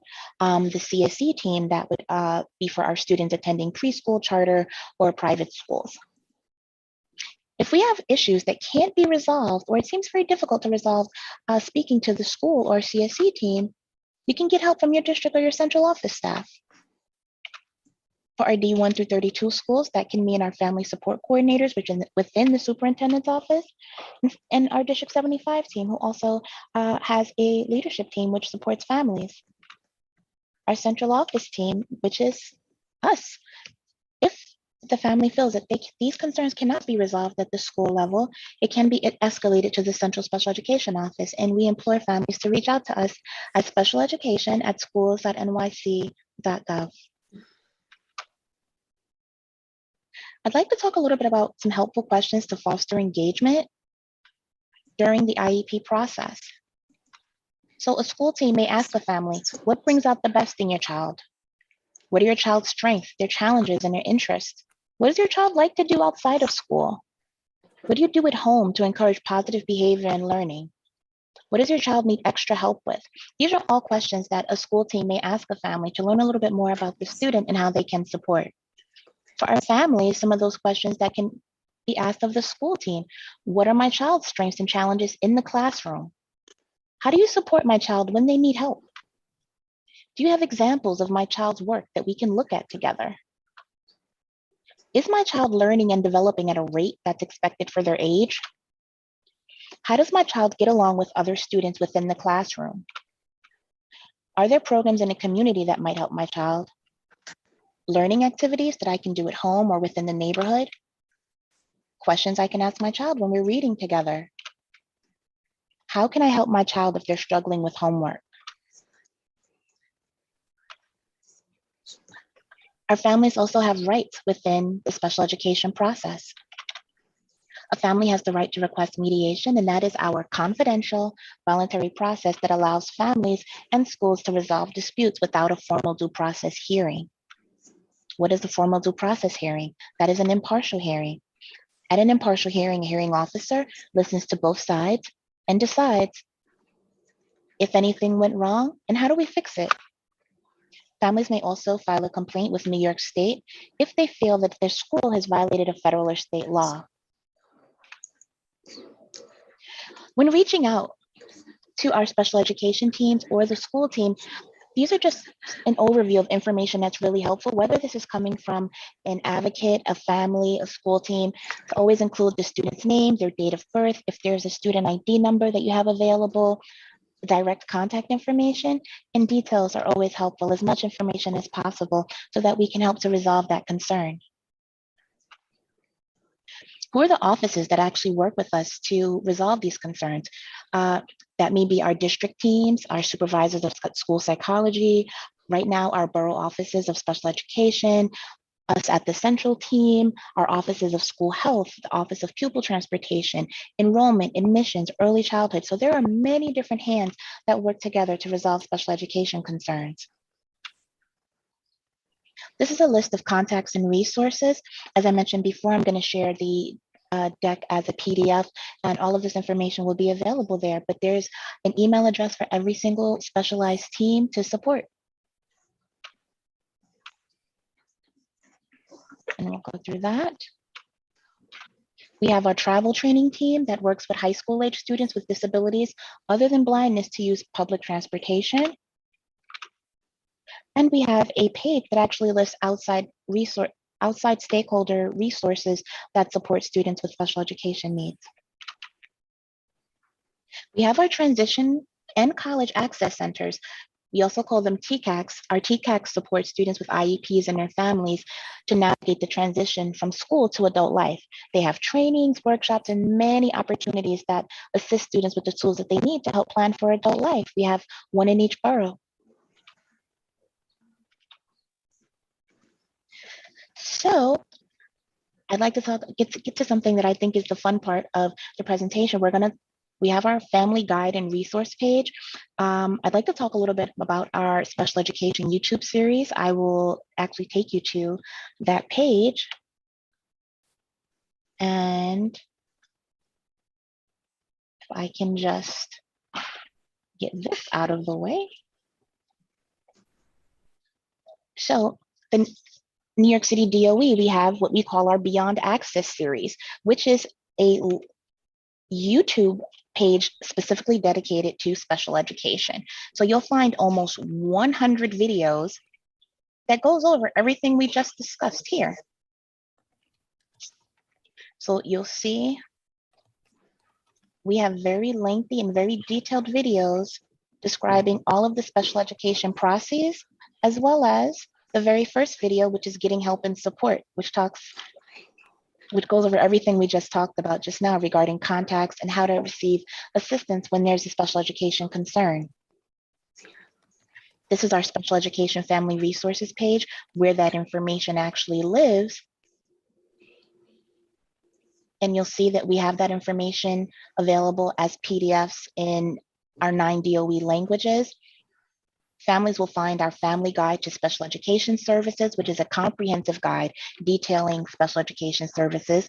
You'll find the Preschool Special Education Guide, which is the same guide, but for preschool students, as well as our Ask and Share. Our Ask and Share is a tool for families and schools to create a student-centered IEP. So those questions that we discussed about how to engage the school and questions to ask, this is a very detailed guide. We have it for elementary, middle, and high school that gives families a guide on questions that they can ask to support their child during the IEP process. And I'll just kind of go through that here, and we'll share links to that as well. Great. So Shah, I've just been informed we have about 5 minutes remaining. And so I want to make sure that we are getting to the raised hands and questions in our remaining time. And we just put the link to the Beyond Access series into the chat, and we'll continue to put a few more links that are specifically for parents and families into the chat for upcoming events as well. So we can begin taking questions. I see 2 hands raised right now. Yeah, I'm going to ask Aisha to talk first because she had her hands up first for the longest time. Aisha, you have any questions? No, thank you. I'll let You're going to wait. everyone. Okay. All right. So it'll be Celia and then followed by Angela.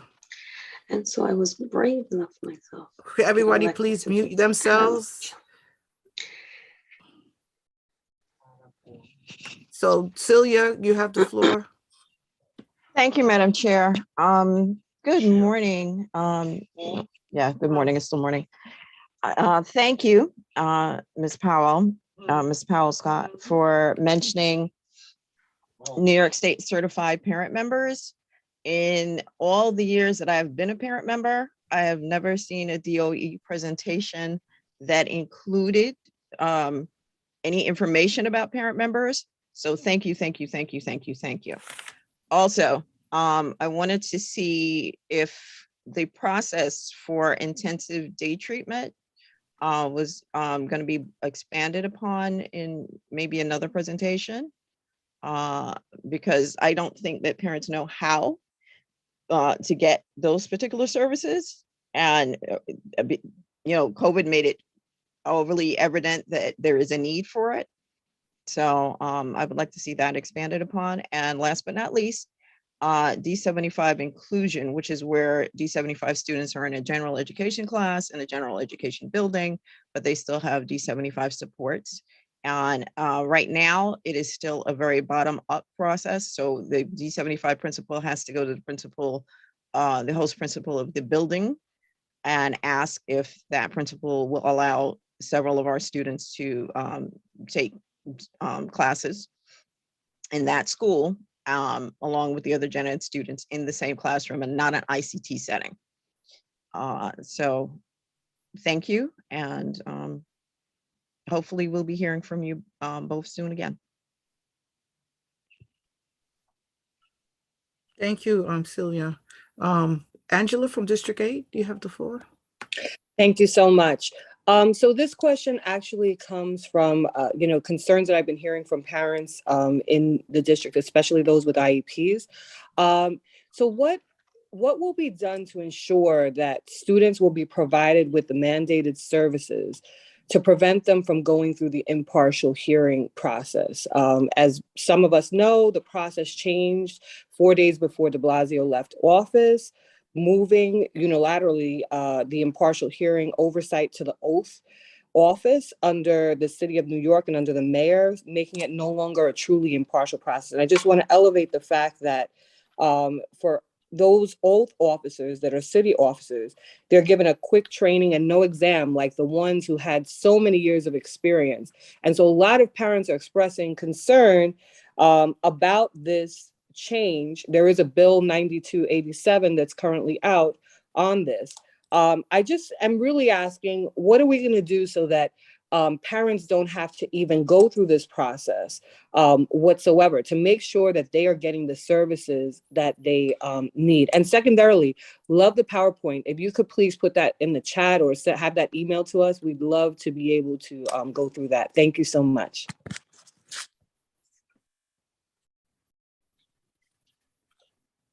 Thank you so much. I don't see any more questions. We skipped the speaker. So before we go to the nominations and election training, Mr. Richard Connolly been very patient from the American Debate League. I'm going to give him time to go on the floor and present his information. So Mr. Connolly, you have the floor.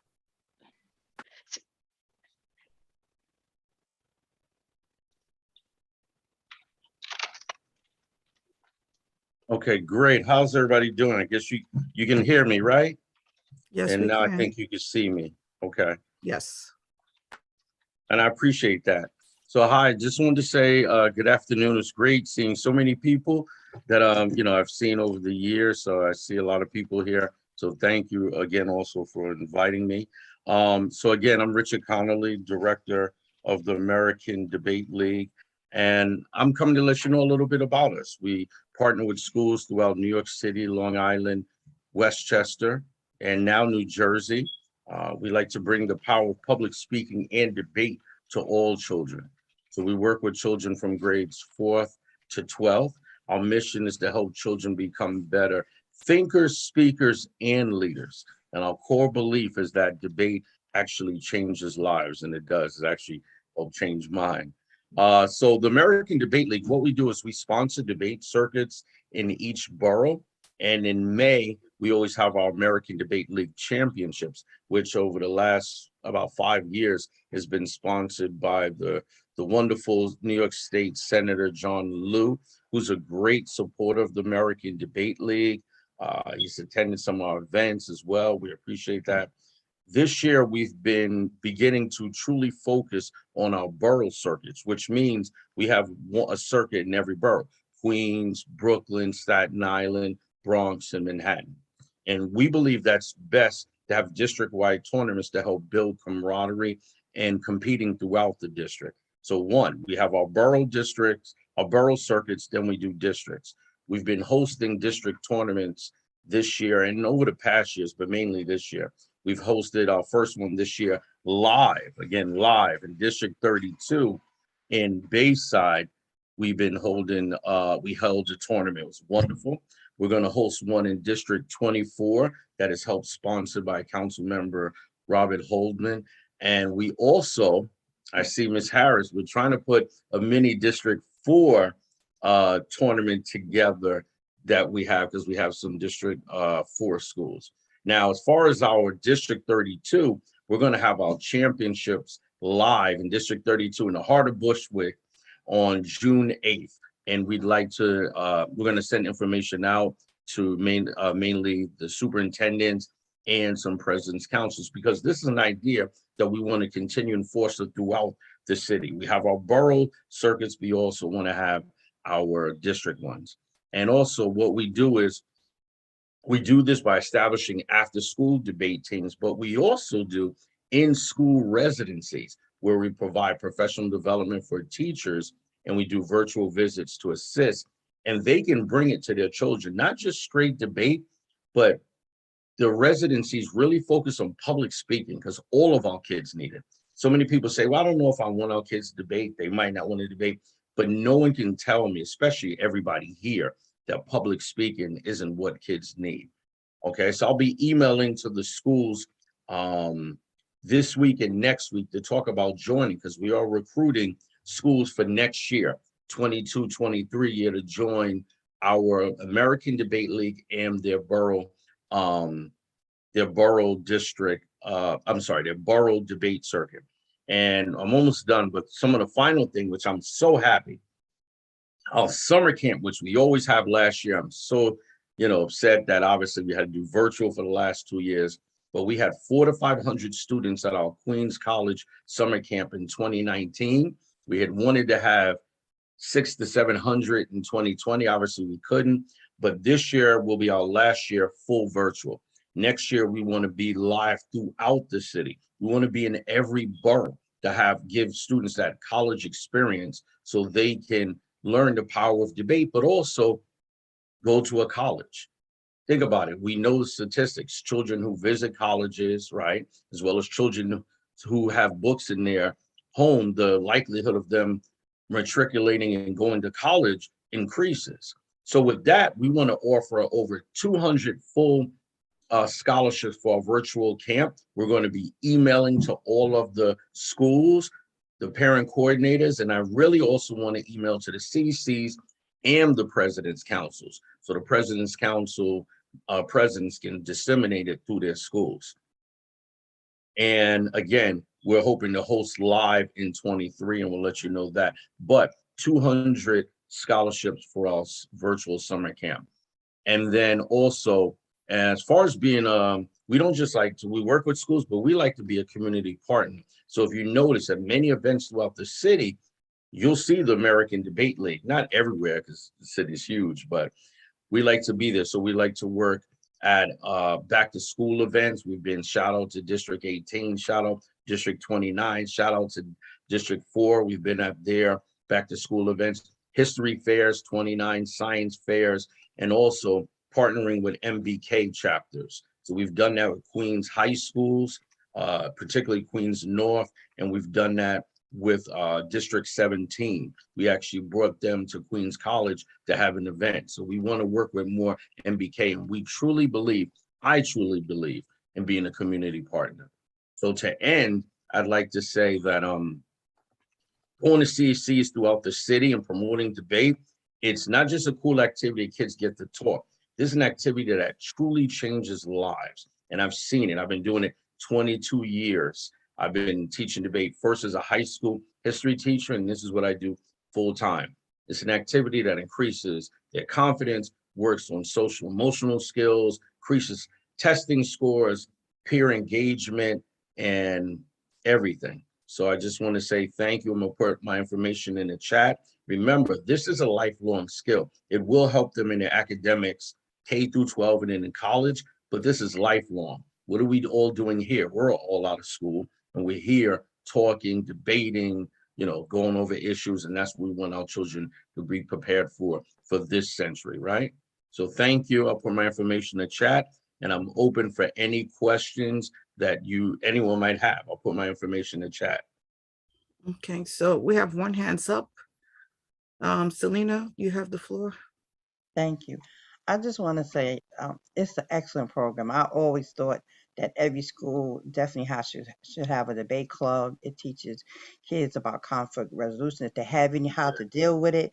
It's just excellent. And all that you said, definitely, because it not only about public speaking, it teaches kids to talk to one another, speak to one another. So Interaction with each other. interaction. So 100% support of that.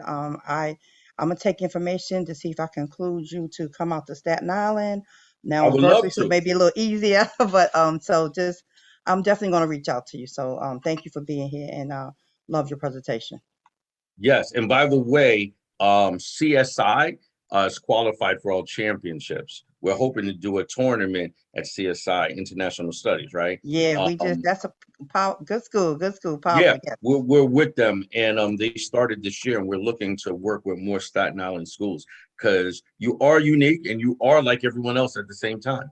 Yeah, thank you. No, Thank you for hearing that. So we really want to. Thank you. We have one more question. Thank I'm you. sorry, Sorry. we're a little behind time. So Ms. Loretta has her hands up. Yes. Good morning. Actually, this is not a question. It's just another comment that I want to say about debating, which is also knowing how to have conversations with context, right? And we deal with that all the time. We have parent leaders that get upset and they start saying all types of things. Okay, let's narrow it down with the context. And so I think this is great opportunity in so many different ways, but you definitely can connect it to your own parent leaders in your schools and just parents and speaking in general. So thank you for that. And I would just like to say, can you send me your email? I think I do have it. I've been sending you emails. You should have resolved the years. I'll send it. I'll definitely send it. Okay. We were having issues with our email, but I will. Thank you. Okay. And just lastly, I'll leave with that. When you mentioned parent leaders, we would love to do some workshops with parent leaders in terms of advocacy. We talk about student voice. What about parent voice? And parents have their voice, but again, conversations in context, and that we'd love to also expand and do work with that too. Okay. So thank you, everyone, and have a great day. And lastly, debate changes lives. I'm going to send you information because we want to have our District 32 championships attended by as many people as possible. Those young people have been doing so much work in the hardest bushwork. Thank you. Thank you so much. And so without further ado, our last set of speakers. And again, I put in the chat, if you have any questions regarding any of the topics, Chris and Nelson is still on the platform. I'm not sure about Kimberly and Shah, but please put your questions in the chat and we'll forward it to the respective parties if they're unable to answer at this time. So now we'll have our nominations and election training by Sonia Roretta and Evelyn Ruiz. Good morning. Can everyone see this? Yes. Yes. All right. Thank you. So thank you again for having me here. I've had the opportunity to listen to your meeting from earlier on, and I have to say, you get me excited. Your conversations invigorate me. I honestly wish I had children back in school so that I could just jump in and have these interesting, challenging conversations at a school level, and having been a parent leader myself. And how this is connected to nominations and elections, I want to say that I'm going to talk about the technical piece, right? The A660, some of the things that you may or may not know already. But I think the bigger picture here is getting parents involved. I don't know, it may not be anybody here, but I know I've been doing this since 2003. 2003, it's been a while.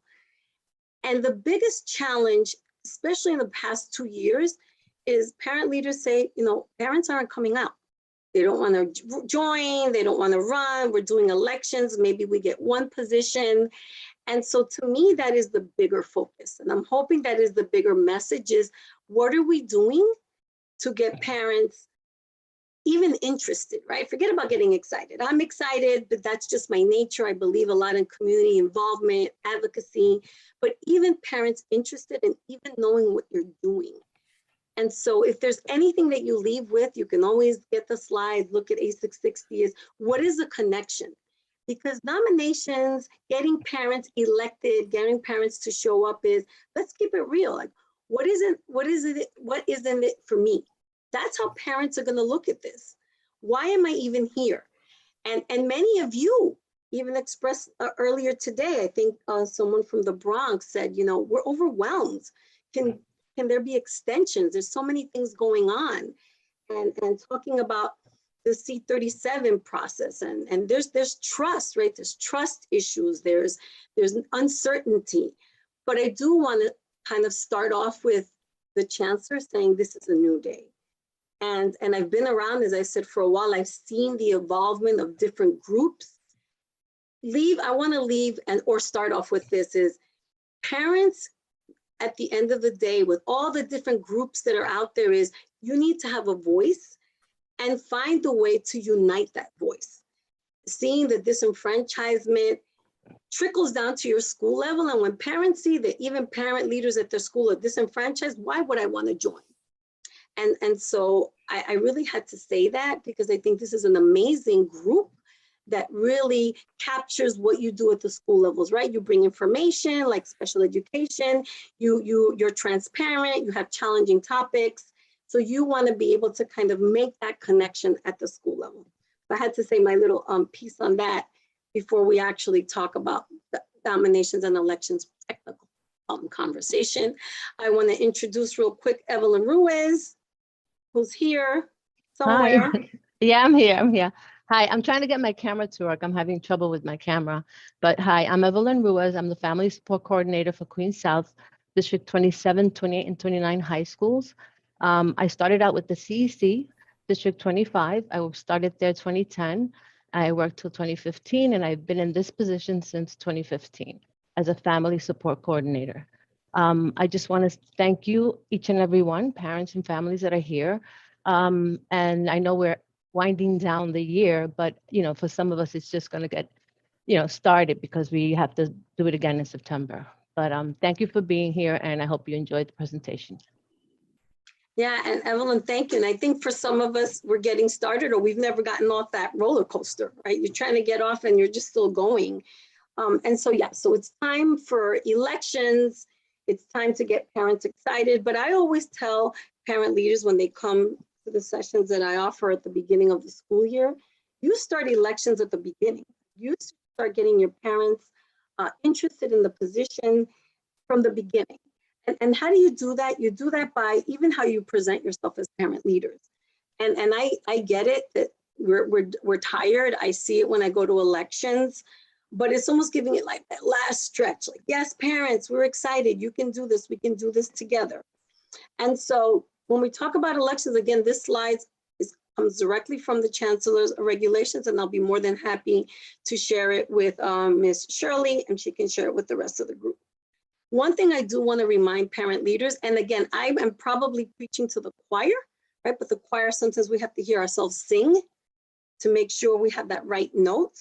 Please share this at the school levels because I still have schools that are not capturing the fact that elections are free, must be conducted in a free and fair and inclusive manner, right? So you are making sure that you are including all parents, right? That elections only can be conducted either in person or through a virtually remote platform, right? They're not conducting hybrid meetings. And again, I'm still getting questions as a family leadership coordinator. Oh, can we do a hybrid? The answer is no.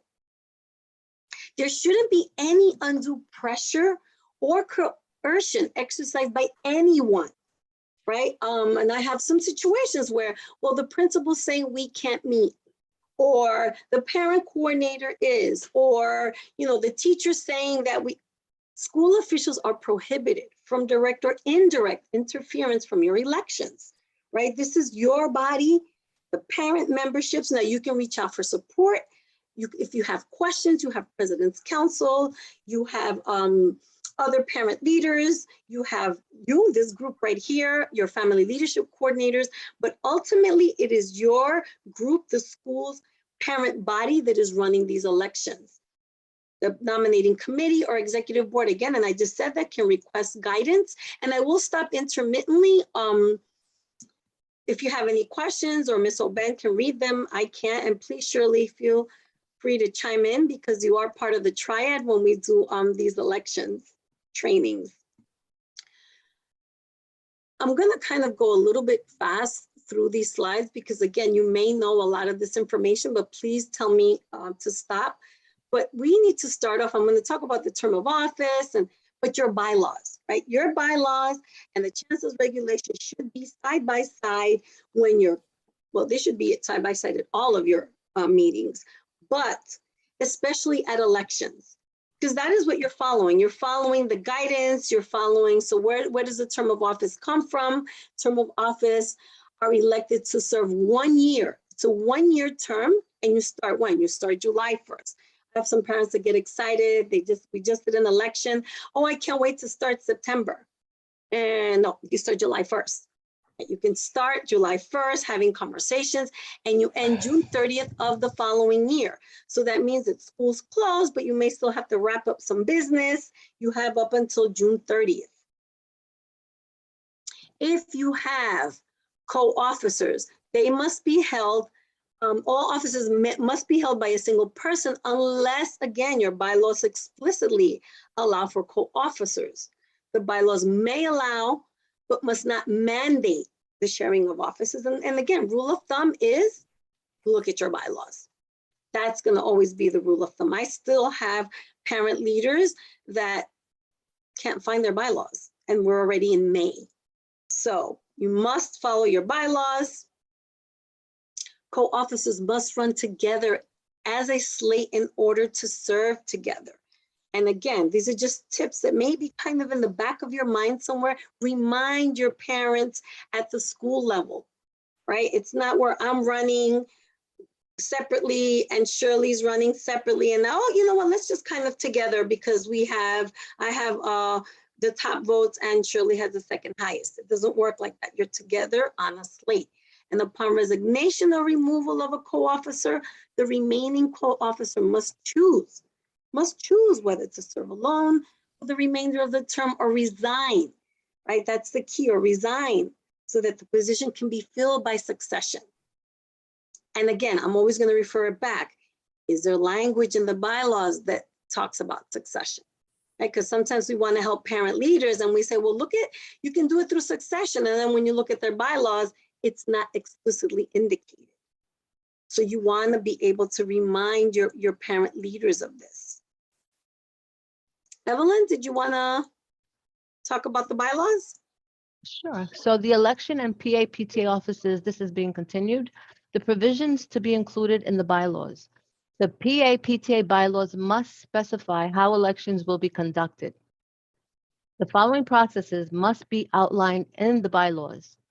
Formation of nominating committee for the annual spring elections and solicitation of nominations. You have more? Next slide. Verification of eligibility, voting on contested. Sorry, I'm having like difficulty That's okay. here. I don't know. There we go. You go. Voting on contested and uncontested offices, ballots, certification of elections, whether officer vacancies may be filled by succession, and if so, in what order, and expedited elections. So these are all the things. I'm sorry. Yeah, no, I was going to say, and that's going back to your bylaws. Mm-hmm. And it's this important. also emphasize. Yeah, go ahead, Evelyn. No, I just wanted that you have to make sure that your bylaws are up to date There are, right now at this time, there have been many changes. So you should, or your PTA should be looking at this to review that so that they can be updated. Go ahead, Shirley. Yeah, no, you said what I was going to say, and I'm just going to add to that, that is, again, re-emphasizing the importance of your bylaws, because it'll answer a lot of these questions. This should be in your bylaws, and again, as Evelyn said, up to date. To current times. So all the revisions from November 18th, when it was passed for the A660, should be incorporated into your current bylaws. And I'm always gonna make that connection of how do we get parents involved, right? We talk about bylaws, but if we're not including parents that do not speak English, the bylaws are translated, right? So if I'm going to a meeting and all I'm hearing is, and let's say you're coming to my meeting and I'm gonna say, bueno, hoy vamos a hablar de los estatutos, porque vamos a, gonna say, what? Like, what does that mean? What you want to be able to say bylaws, they're here in other languages. And even if you haven't translated your specific ones, let's say you're using the ones from the template, from the DOE, you can share them in other languages. Again, there is a connection. The more you include parents and you educate parents, right? So now you're educating parents, elevate that voice, they can be part of this process. And that's one of the beauty of using the template. You don't have to, but they're in different languages. Yeah, I just wanted to say that, it also avoids any kind of discrepancies, disagreements. What time should our meeting be? We could switch it from Monday to Tuesday. Your bylaws, that's what you go by. And that's what helps you when those kind of concerns come up. Yeah, it's the process. It's the process that's so important. And again, it's the process and educating parents. All right, so we're talking about our annual spring elections where we are now of mandatory officers, right? We know our mandatory officers are the president, treasurer, and recording secretary must be held between April 1st and the last day of school to make sure that we have a functioning PTA for the opening of the fall. And that's so important. I have some schools that said, well, if we don't do it, we can do it in September. I'll just stay on because my child's going to be here anyway. No, if you do not hold these elections, then you're going to be ceased to function.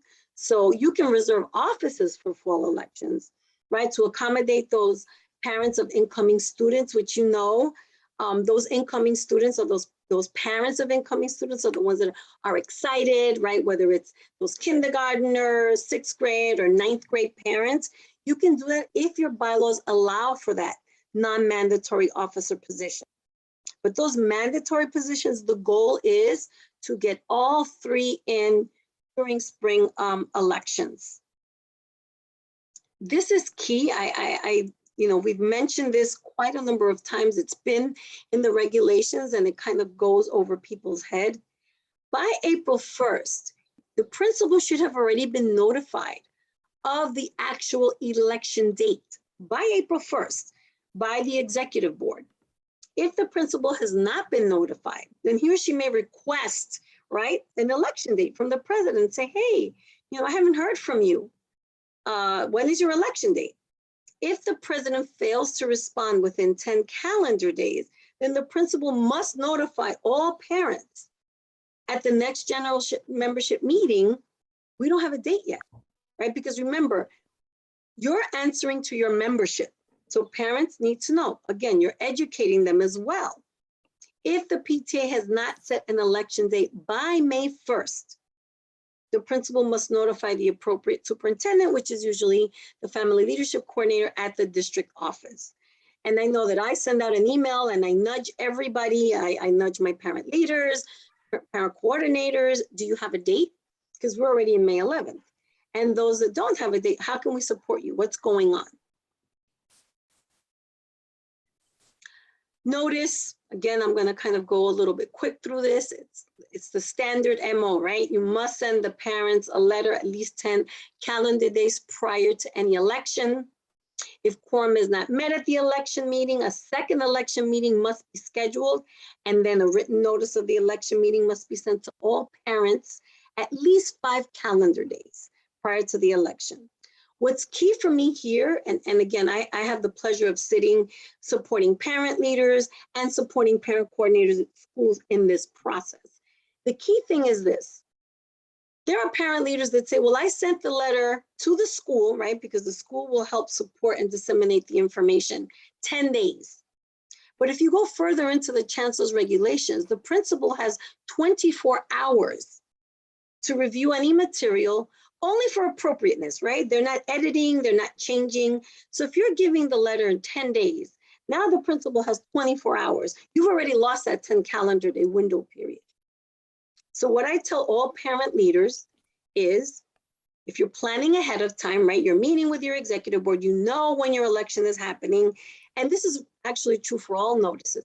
Give it at least 12 days, 13 days to the school so that they have time to look it over, for the principal to review it, and then send it out. It also gives you time to say, hey, the notice hasn't gone out and we're on day 11. But don't wait for the 10 calendar days to submit it at the last minute and then think the turnaround at the school level is going to be like clockwork, because it's not always the case, especially with so many things going on. The notice must be posted at the school, right? Sent by all means possible, so that all parents have the opportunity to be notified. Do you want to add anything, Evelyn or Shirley? I just would like to add that when you do the 10-day notice or the 5-day notice, if the first election didn't meet quorum, you need to give to the school, not at the 10 days. They have they need to have the right to review and give them time to receive the notification. So give them a few days prior to the 10-day notice date, so it can be sent out punctually. And one thing about the notice, again, this is just a suggestion from the parent perspective, right? Think of yourselves when you were not a parent leader, when you were just the parent that they were either engaging you, trying to get you to run. I mean, if they twisted your arm and stared down at you, I get it. I've been at those elections, and that's how I became a parent leader. But you have parents that are like, this sounds interesting. How are you sending the notice out? Is it one of these dry, I've seen some notices that are paragraphs. You're copying and pasting all of these paragraphs, and parents are going to check, right? So you want to make sure that the date is on it, you're giving a description, but you can send little quick follow-ups that get parents interested to come out to your elections.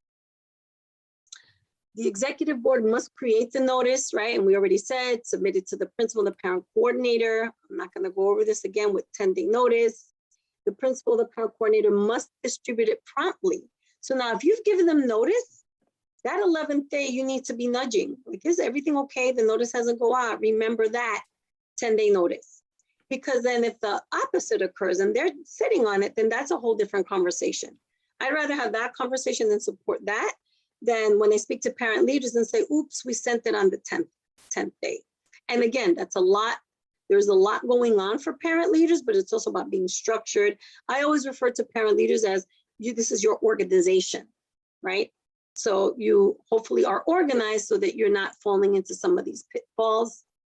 You want to make sure that the notice has the date and time. Very important, the date and time. The meeting format, is it in person? Is it virtual? A list of the positions that are going to be filled.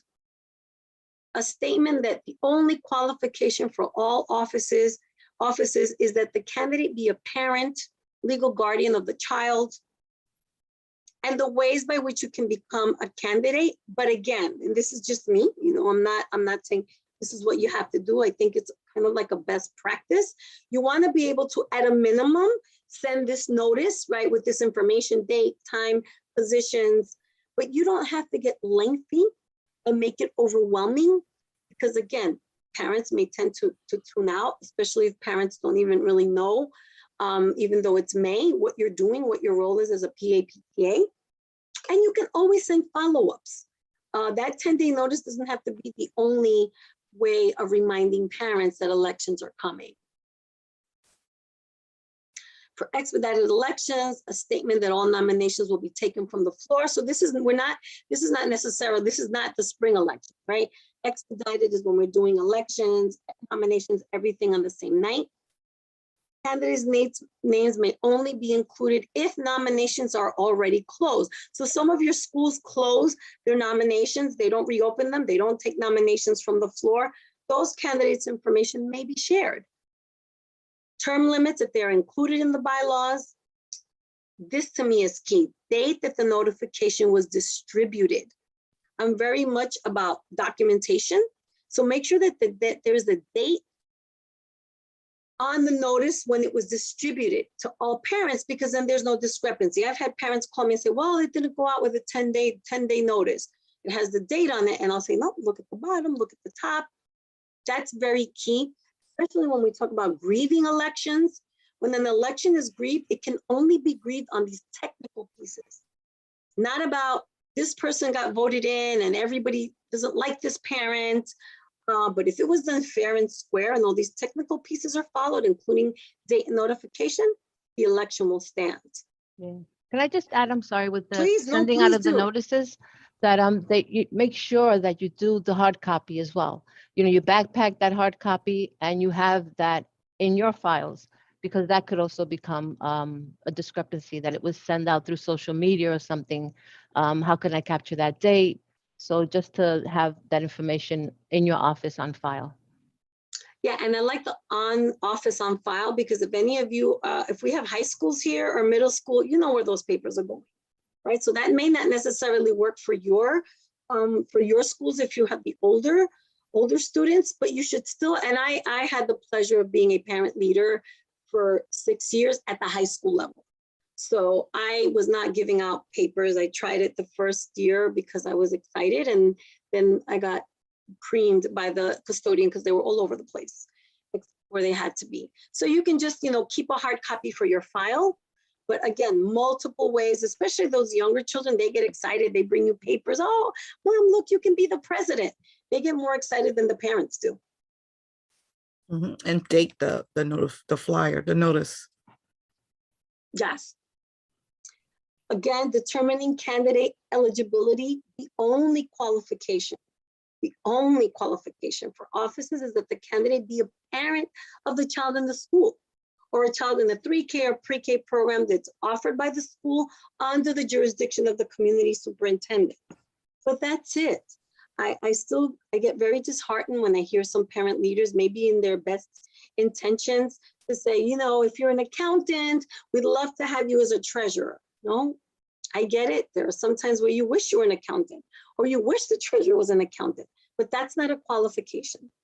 You're all volunteers, and this is why there's trainings. Make sure that you don't discourage parents by saying that. Everyone, it's open, fair, so they can all get involved.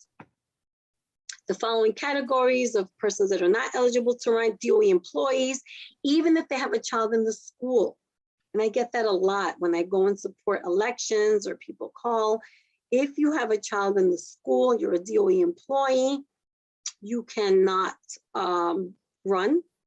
PTA members who have a conflict of interest and are not eligible to run. And there's a section, right, in the council's regulation that talks more about conflict of interest. You can get a waiver from the DOE ethics officer if there's any questions about, am I one of those potential candidates that are in a conflict of interest? But we had an example, is we had a parent that was running a dance group. It was also run by the PTA. So of course there was a conflict there. She was actually the head of the program. But again, if you're in doubt, you can reach out to the DOE ethics office or reach out to the superintendent to kind of have that conversation. And a candidate need not be present at the time of the election to be eligible to run. Anybody want to add that, or can I continue? Again, we talked about PTA bylaws must specify one or more mechanisms by which candidates can address the membership. So candidates need to have the opportunity, if they choose to address their members. And you may have some that are going to say yes, others are going to say no. But this is after, again, that nominations have been closed. And these mechanisms have different ways. You can distribute statements, you can have candidate forums, and all candidates must be given an equal opportunity to participate. And I'm going to share like a really quick story. And when I first started doing this work, I went to a very, very heated election. Heated. There's a lot of people, and you literally could see the two camps. You know, and my excitement of trying to get this election going, I was given, you know, candidates the opportunity to speak, but I wasn't timing it. I didn't ask for a timekeeper because, you know, I always had these kumbaya elections in the past, and someone challenged me because I gave one candidate, I think it was down to like seconds, like 20, 50 seconds more. And I said, that mistake will never happen again, right? So we can't assume, I get this from parents, oh, that's not gonna happen in my school. You know, don't take any chances, right? It never happens till it happens. And so you wanna make sure that you're ready and give everyone an equal opportunity. A notice that includes statements from candidates may be posted on any bulletin boards and distributed to parents and newsletters or anything that's sponsored through electronic media. Remember that all candidate statements must be appropriate. I've experienced that as well, where it was almost insulting the other candidates. So inappropriate material includes material that is disparaging, defamatory, obscene, disruptive. And, you know, some of you may be thinking, geez, it's only an election for parent representatives. Some parents take this very seriously. And this also depends on what's on the agenda, right? If there's a hidden agenda, people get very passionate. And so you want to make sure that your nominating committee, you relay this to them. At the elections meeting, candidates must be provided, again, the opportunity. I said it, if a candidate's not present, another member may read a candidate statement. So we've had candidates that say, I'm stuck in traffic, I can't make it, I'm going to text this to someone else to read it, and they're allowed to do so. They're allowed to have someone read a statement on their behalf.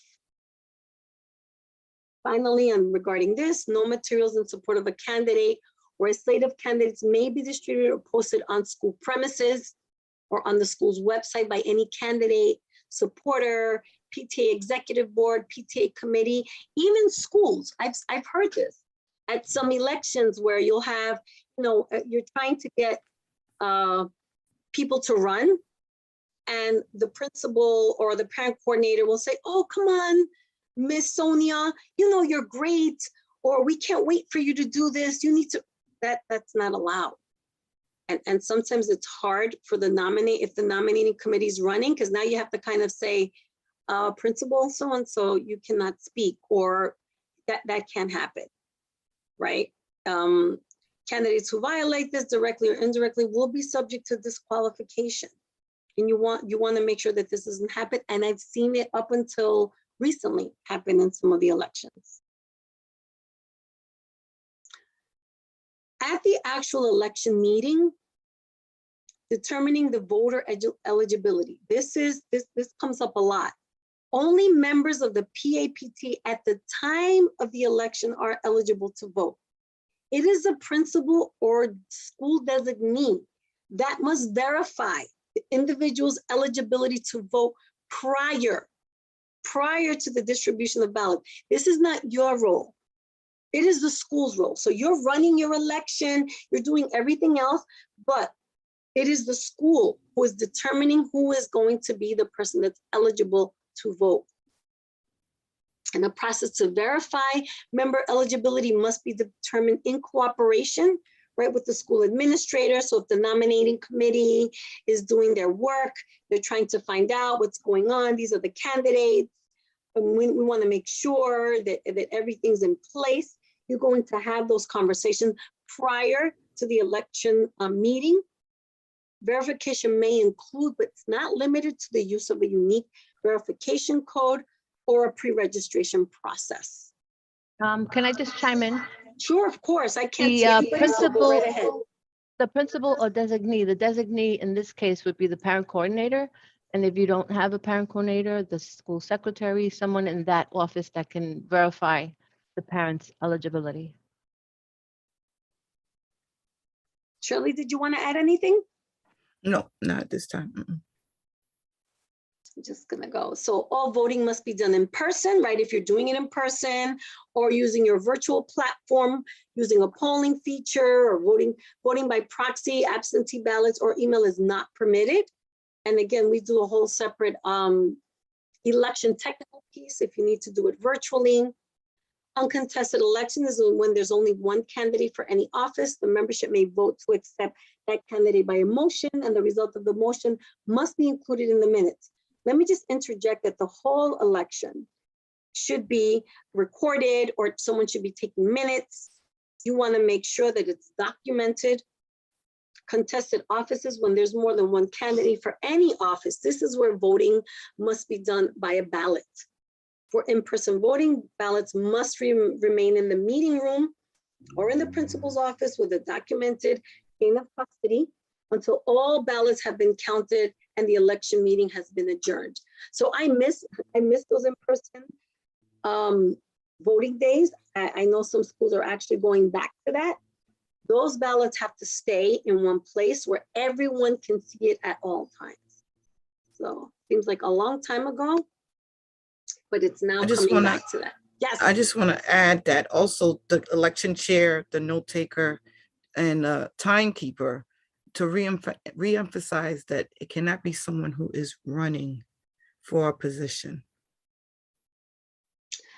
And to that point, Shirley, thank you, is you want to make sure that you're having these conversations before. So for example, we have a school where the president said, did everything correct, sent the time and everything. She said, oh, I'm running the election. And then I said, great. Oh, so you're not running this year. She said, oh, I'm running. I'm running for president again. I said, well, you can't then run the election. And so again, this is not for you because I know everyone here has this knowledge, but just go back and make sure that you're sharing this with your schools, especially the schools that may not be attending your president's council. We have some, this is the reality. We have some schools where, they know it, right? They know everything until something comes up. And they get this all the time. Well, we've been doing it like this for the past 20 years. But that doesn't mean it's correct. So you want to make sure that you're sharing this information with them. For VRP voting, a printed record of the electronic ballots must be maintained. On records. They should be available upon request. Ballots must be counted if you're doing ballots immediately following the conclusion of voting and in the presence of at least 3 observers from the general membership. Right, this is again, if you're doing ballots and you're not doing it online. I welcome everyone to stay until the end if they wish to, so that they can see it. For in-person voting, you must retain the ballots on school premises for 1 year or until the termination of any grievance, if a grievance is filed. I always tell schools, just keep it for the year until you have your new elections.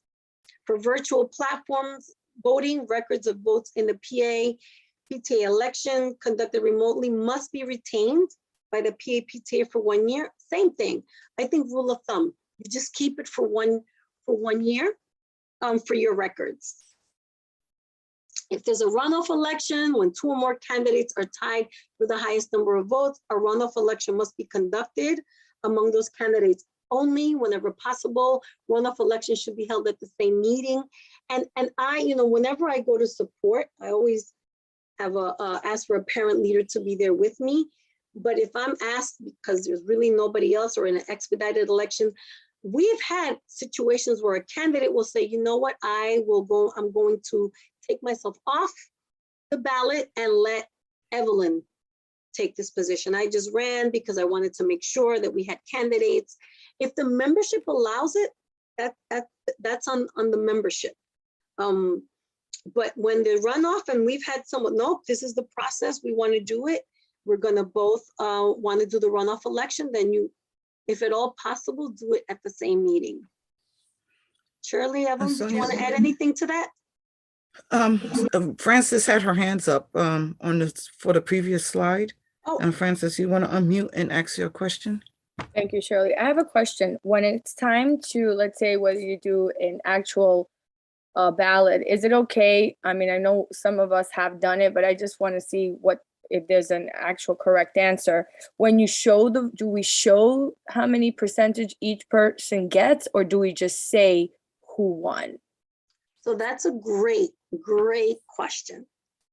There is no, right? So let me not say, there is nothing clearly that says this is what you need to do, right? I've been to elections where you give the number because for the transparency, and I completely understand it. The other side of that coin is if I'm a parent and I really wanted to run and I put my all in it, and then I see that by a landslide I've lost, right? Because that's the reality, you win or you lose, then how do you now get this parent back engaged? How do you get the parent back engaged? I can only share my practice, but because I don't like to say, we're not sharing this number, I'll say, this is the person, congratulations, if you want to see the numbers. And we've had some situations where the membership does not want to see the numbers. They're happy.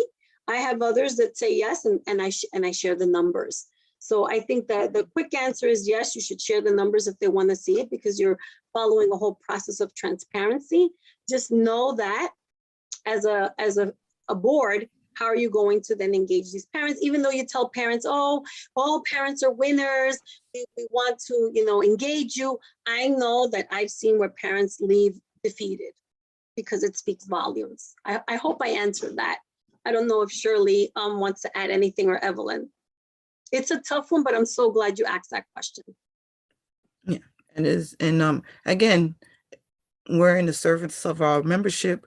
We're going to do what the membership wants, so they could be satisfied. So you can ask the voting members if they would like to want specific details. But all in all, those documents, even if you don't share them, is part of your election documents. So it will be on file. If somebody wants to see it offline, they can. Yeah, and I think that's really the bottom line. And because remember, once the elections are over, let's say you're a graduating parent and you move on, whatever is left at that election, that sentiment's going to sit there. And so you want to be able to kind of gauge. I've been to some elections where it is a landslide, and it's how do you tell this parent, and it's a landslide, and I may know the history. This is a parent that's been challenging or polarizing. But it goes back to be honest with the membership. This is congratulations, Miss So-and-so, Miss Frances Gonzalez, but parents know that we're here if you want to see the numbers. Did we answer that for you? I think it was Frances. Francis, District 25. I just have another question. Sure. I wanted to say, yes, I agree, Sonia, that when you do show it, I just wanted to be clear that we could do it because that does show transparency. But even though if a parent gets discouraged, to kind of give them a feel of where they stand as a parent leader, right? Maybe they need to do a little bit more to get themselves more involved with the community and for people to know them, or, and stuff like that. So it could also be a way to get them more involved too, if they want to go in for next year. Absolutely. It can open up a conversation. It really depends, obviously, as a parent, that all of you here as parent leaders know your school community, right? You know your school community, you know which are the parents that are going to walk in, you're like, oh boy, here they come. Or those that are like, yeah, you're excited, or, so that's going to be a tool for you to have a conversation, but know that in the moment, it may be not a sore point, but I think it's a great question. So thank you for bringing that up. Let's go back to certification, right? Elections must be recorded through the PTA election certification form that's signed by the principal or his or her designee. That's not the parent coordinator. It's not the parent coordinator. After the meeting is adjourned, this is your document, right? So whoever is there supporting and assisting is filling out the certification with the candidate's information. And by signing this form, the principal or the designee is certifying that the nomination and the election process was conducted as per AB 660 and the bylaws. And then this signed certification form is retained by the PTA with a copy to the principal.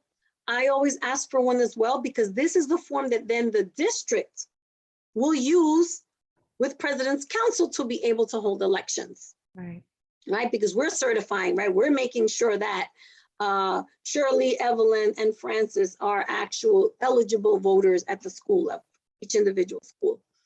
And then the principal, parent coordinator, or the school must update. But this is just information. I think everyone should know what everyone's doing. Your parent coordinator must then enter this information in what we call the school parent leader contact information, the SPLCI, which they then have to put in within 5 calendar days of the election. So that's part of what I do as a family leadership coordinator, is to make sure. So there's a lot of checks and balances and ways to find out if your school's actually holding elections. So when we talk about filling vacancies through succession, and I kind of touched upon that a little bit earlier, an officer vacancy is created by resignation or removal. So there is a process for removal, and I don't like to say you want to go out and start removing people, but there is language in the chancellor's regulation for when you may have to refer to this language to remove an officer. The PA or PTA executive board must notify the membership within 5 calendar days and specify the vacancy. And I have to tell you, this is like a big section that many schools do not follow. Somebody leaves and they carry the weight. They carry the weight. Oh, well, now the secretary and myself have been doing this all year. Why? Within 5 calendar days of the person resigning or removed, you must specify and then fill that through an expedited election. And again, you may request guidance from the President's Council, your FLC, another parent leader. You may choose to, PTA officers may choose to retain their positions and not succeed, right? So some people say, no, I'm not moving up through succession. I want to keep my position. So that means that you have to fill that vacancy. And then any mandatory offices that remain vacant after the order of the succession, again, must be filled by expedited election. I have to say, this is just for me personally, I can only speak for District 28. That has been one of the biggest challenges now that we're doing elections. Because many PA and PTAs, people left when MIA, they're missing in action. And now that they want to do elections, guess what? They only have one officer. They only have one officer. Well, you can't have elections now because you need at least 2 for quorum. And so, oh, well, they weren't doing their duties. They left. We just figured we'd do it on our own. We didn't want to get in trouble. Please use this mechanism to fill that vacancy. So if you have a vacancy occurring before the start of the school year, if a PTA has 1 or 2 mandatory vacancies that cannot be filled by succession prior to the start of the school year, the remaining executive board members must conduct, right, an expedited election by October 15th, which is why I always say, please, if you are supporting schools, tell them that they should try and fill all 3 mandatory.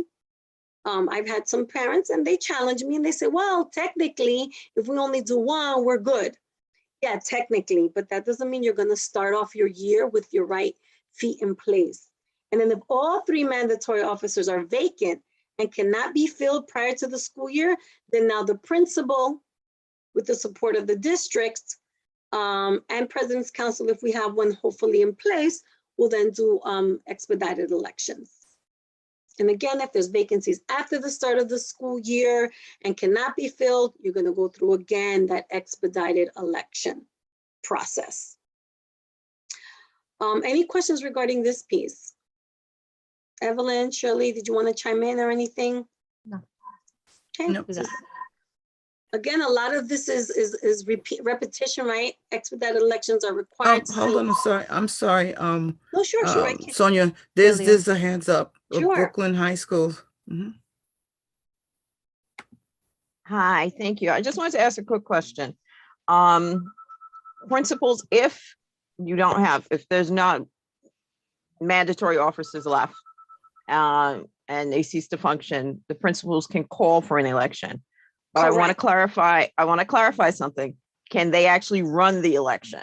No, they're not running the election. Okay, because I've had that happen at a school and the principal got really upset because I pointed out the fact that they had run the election and they shouldn't, and they said no, they can call and they can run the election. So I think that needs to be clarified. No, and this is why I'm glad you're asking this question, because again, you know that this may not be your case, but it's happening in schools.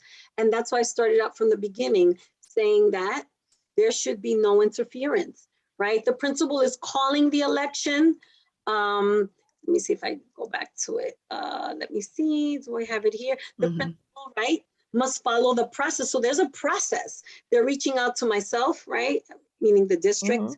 The district, we should already also know if there's checks and balances. Oh, wow, PS ABC did not do elections. I'm already jumping on this, right? Making sure that the notice is going out. Obviously, the principal's doing that piece, but we're reaching out. If you have a president's council, I'm reaching out to president's council. Hey, this school didn't do elections. We're going, and I tell my principals, let me know, because we need to figure out a date, because either myself, president's council, or both of us will be there to facilitate your election. Or is there a parent in the school that's a parent leader and wants to work with emphasis and conduct this election? But it is certainly not the principal, not the assistant principal. No school staff member should be running the election. Thank you. I think there's You're quite one more welcome. question, Francis, and then we'll move on. Yeah, I'm And gonna take more questions at I'm the gonna end. look back at the chancellor's regs, because I believe I read that if there is no PTA, it's the principal's responsibility. And I don't know if that needs to be clarified, because maybe they think they can run an election, but I think it says that. So I don't know if it's detailed and broken down that a principal has to get a nominating committee, but I think there's a section in there that says that the principal's responsible if To there's call no the election, to call the election, they're not, and remember, you're not getting a nominating committee, because now you're doing expedited elections and you're doing everything from the floor. I mean, even if you look at this slide, the notice of the election must include a statement that all nominations will be taken at the floor at the election meeting. Obviously, if a parent member who's not seeking office could chair the election meetings, and that's what I said before. If a parent member who's not seeking office wants to chair the election, they're chairing it. A representative from President's Council or the Superintendent's office may advise that parent chair. And we've had situations where no parent chair steps up. And so if I'm invited to come in and I come in with, let's say President's Council is not available, I always ask a parent, always, to co-chair and kind of guide them through the process, because I always want it to be parent-led. But right here, this is straight from the Chancellor's regulation. So I can share this with you, Francis, straight from it. It is not the principal chairing the meeting. It is a parent chairing the meeting. And I've said it to principals in their excitement, or nope, you're not chairing. I hope I answered that. One more question, and then we'll finish up the slides, and then we'll entertain more questions. So Lourdes, you have your hands up? Thank you, Madam Co-Chair. It's not a question, it's more like a comment in regards to this particular point. When reinstating a PA or PTA that have ceased to function, it's very clear that the principal is responsible to send the information out to the community, that the PA PTA will be that they will be voting for PA PTA on this day at this time. These are the positions that are being up for grabs, and so on and so forth. But it's also the responsibility of the principal to contact the superintendent's office, right? And the president's councils in their district in order to receive the support when running those elections.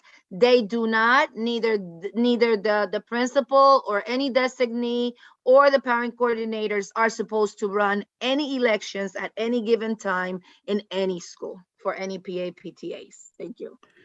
Absolutely. Oh, we said it at the same time. Yes. All parent organization elections are done by parents. No ifs and ands, no teachers, no nothing, by parents. The only exception to that rule, which is in the Chancellor's regulations, is when a PA, PTA cease to function, is the President's Council or the Family Leadership Coordinator, or in conjunction, is conducting those elections. And then same thing with President's Councils. It's the parents conducting the elections. If there's no parents, then it's the family leadership coordinator.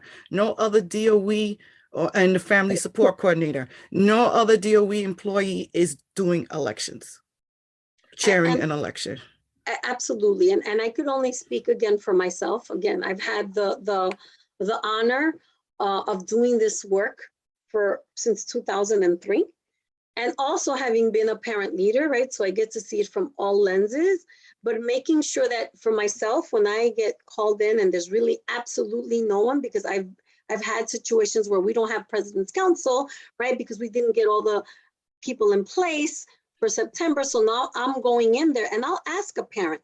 And the other due diligence is, are there parents that you're not getting a nominating committee, but you're letting parents know, hey, we're having elections. If you're interested that evening, or reach out to me, and I let parents know this is what your role will be. Don't be afraid. I'll hold your hands. But I always make sure that I have a parent, if I can, have them step up and chair, or we can co-chair. But I also am very blunt and transparent and say to the school, you can't do this. Because it's also uncomfortable. You know, it may not be uncomfortable for those of you that are here. You may have a lot of years of experience. You're at a different level, right? You're at the school, district, and city, but it can be very intimidating for parents. And I think that's something else that we need to acknowledge. I often get parent leaders at the district level say, I don't understand what their problem is. This is what you need to do. Yes, but it's intimidating. At the end of the day, you're still a parent in that school and you're living there, right? Once elections are gone. So it's kind of guiding everyone through the process. And sometimes I'll say, I'll do that hard conversation and say, thank you so much, principal. This is your role, A, B, C, and D. Now we're moving on. And, and we say it at the election, just please note that if you are, this election will not be run by the parents, parent members, principals, teachers said you cannot, speak until the end, but you're welcome to join us. And principal, we look forward to you certifying the election. Like now you're saying everything in a nice way, but you're setting the boundaries. All right, Sonia, so District 19, I see your hands up. We're going to finish the slides off because we do respect people's time. We're going to finish the slides and then you'll be the first one to ask your questions or make your comment after we're done with the presentation. Perfect. So just quickly again, and speaking about inclusive, right? You want to make sure that everything is available in other languages, especially the most prominent languages in your school, right? And you can seek assistance from the principal for translations ahead of time. This is why planning is so important, right? Ahead of time, so that all parents are part of this process. I had a school where everyone that got elected, not only did they not speak English, they didn't speak each other's language, but we had translators, and it was one of the strongest executive boards that I've worked with in my trajectory at the DOE, because they were just committed, but they made sure that they got the information in their own language. Remember, school leadership team elections, parent representation on the school leadership team is critical, right? They're making a lot of decisions. So when you're talking to parents, you should be educating them on the different parent groups, right? And so members of the PTA must elect representatives on the SLT. It's your the PTA's responsibility to elect the parent members of the SLT. And they may take place during the same meeting, right after you have your PTA elections. The elections must take place after, again, and they also follow the expedited election process if you're doing expedited elections. And again, I will share these slides. This is straight from Chancellor's regulation. Just real quick about grievances. I know for me at the district level, I always hope and cross my fingers that I do not get any grievances.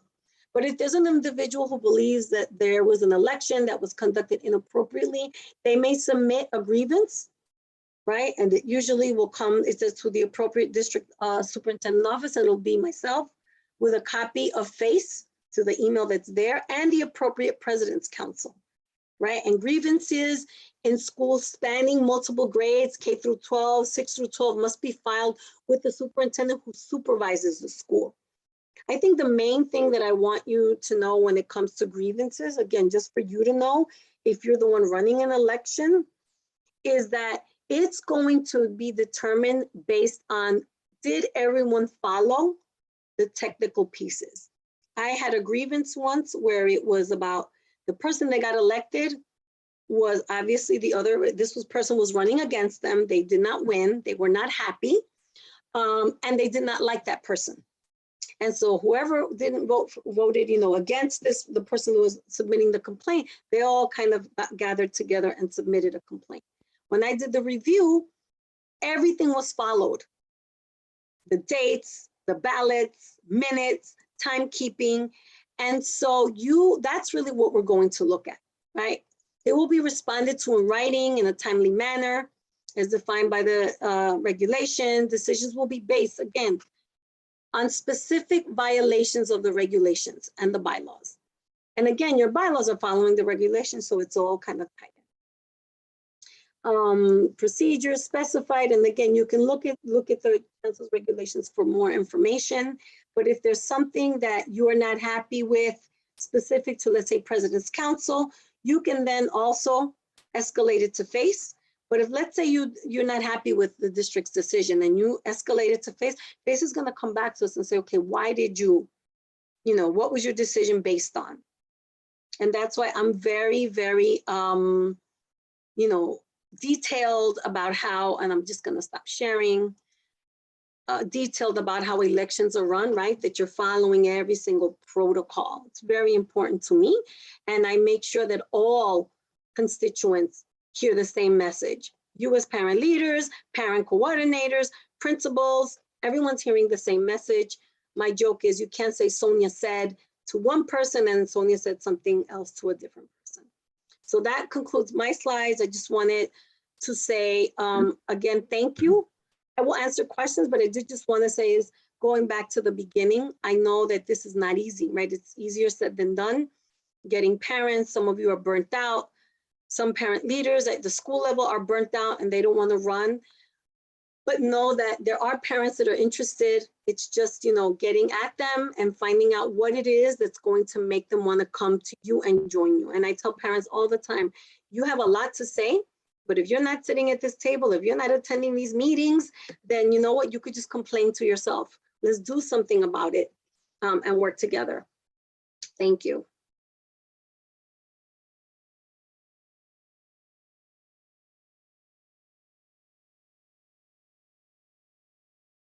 And thank you, Evelyn. Thank you so much. This is the Thank triad. you.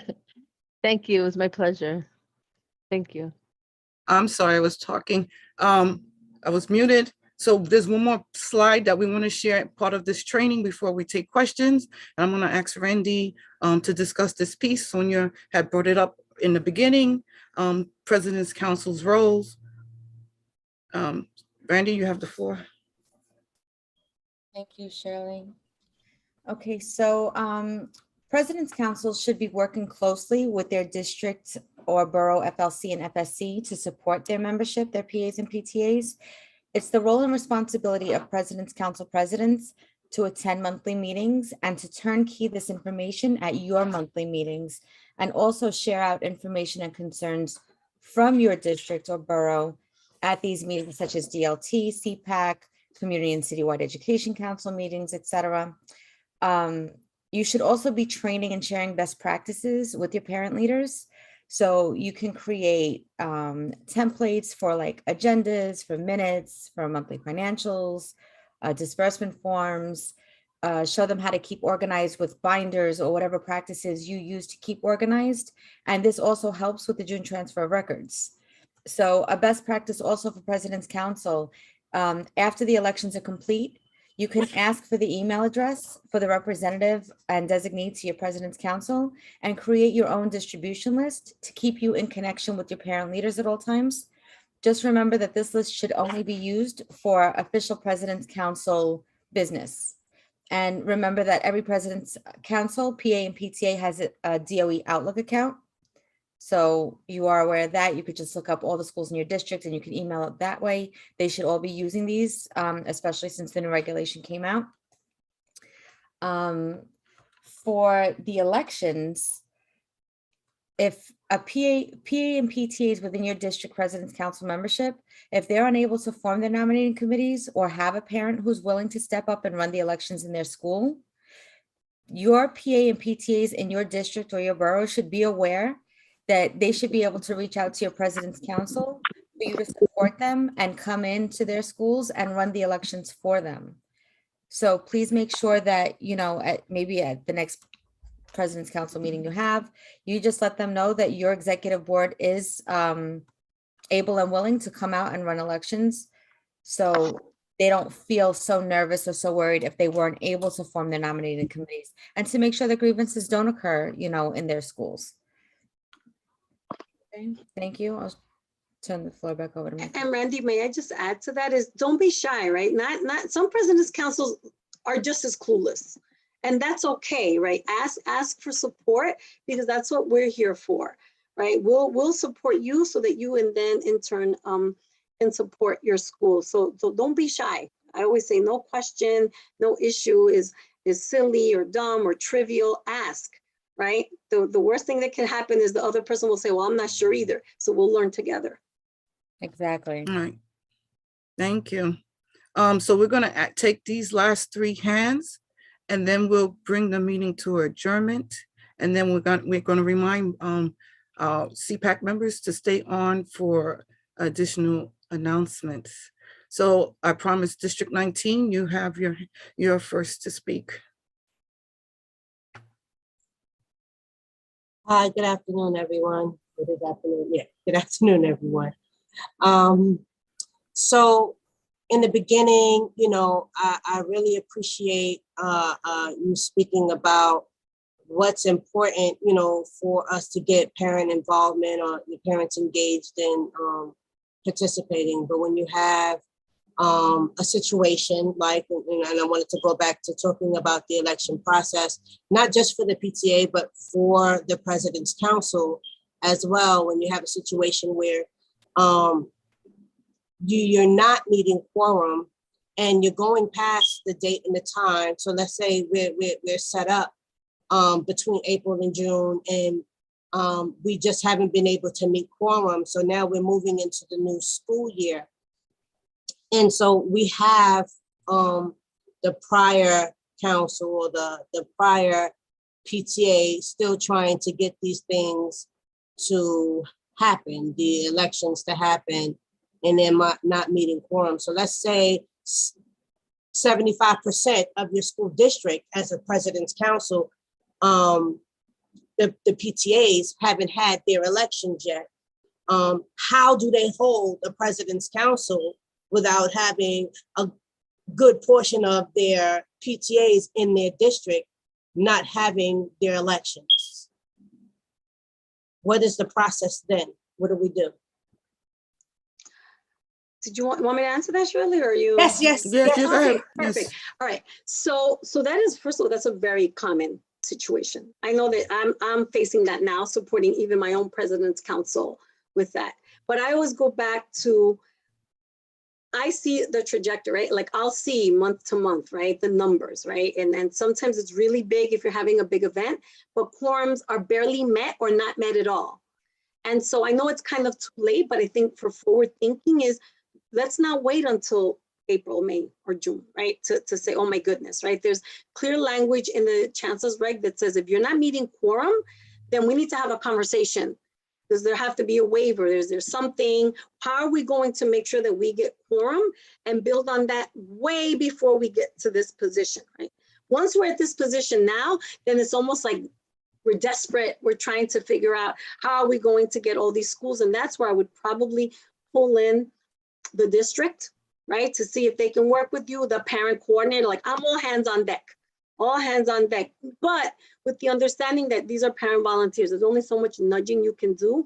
And then if we have to, and that's only like as a last resort, if you have to go into that cease to function, then I'm already planning how are we going to start September with everyone working together to make sure that we get this to happen. And there's no clear like yes or no magic wand, this is what needs to happen, because I think schools where we're struggling with quorum, and again, I know this is on YouTube and the whole world, but I'm just gonna keep it real.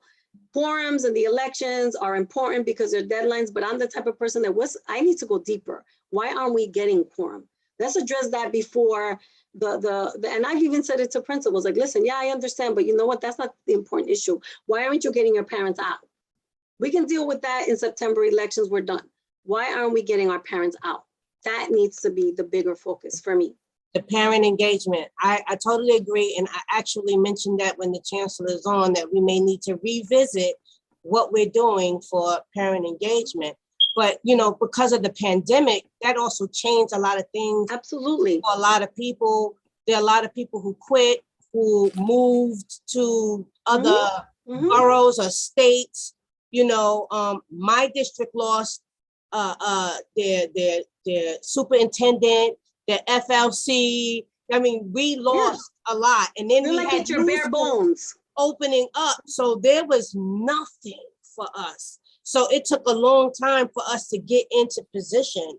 And even then, we find that as the year progressed, even as we struggled to get those people in, that those people everything just ceased to function. And now this year, currently, we're redoing the election for new superintendent, where we got brand new FLCs who don't know anything, who are just like, so we're all struggling. And I'm sure I'm not the only district that is going through this, which is why I'm bringing it up. But this is what's happening now. So so as we're talking now, and I'm looking at it, that's why I asked if you could send me the thing so I could send it to the new FLC. I will send it to you. So just a little history. When I started in this position, our role was you help anybody in the city. The chancellor told us from day one, if District 6 comes to you, you help them. If District 30 comes to you, you don't say no to anybody. So there was more of this conversations. Right now, we're very district specific. It becomes a bit more territorial, but anyone that wants to come to our sessions, they can come. I will share my slides. But what I do want to say to that is, I think it's also, we need to breathe. I think all of you know I'm a licensed social, like we need to stop and say, wait a minute, there's too many things out of control. I can't be part of this out of control, especially as a parent leader. You're a role model. People are looking at you. Let me step back. Too many things going around. What can I focus on? I can only focus on one thing at a time, maybe two. And so this platform for you to say to the chancellor, to myself, to whomever, we need to kind of slow this down. And then what I tell my parent leaders is, listen, what's done is done. What didn't happen, let's try and work with it. We're starting fresh. Let's make things forward thinking. We can't worry about what didn't happen in the past. Let's reflect and then we can move forward. I hope that makes sense. Thank you, Sonia. Two more questions and then we're going to end this segment. Francis and then Brooklyn High Schools. I have a question. First, going back to the chancellor's regs on page 8. I don't know, Shelley, how we can recommend to make changes in the, you would know more than me on the A660, because in there, it does say that a principal convenes the meeting. Maybe they can add in verbiage that they cannot host the meeting. You know what I mean? If they can just make that clear for parents, because it didn't seem it was clear for principals either. I would make that recommendation. I don't know how to go about doing that. Shirley, you would. My other question for Sonia is, I support a lot of the PTAs in my school and I often run their elections. Am I supposed to be the note taker as well? Or is that supposed to be someone different?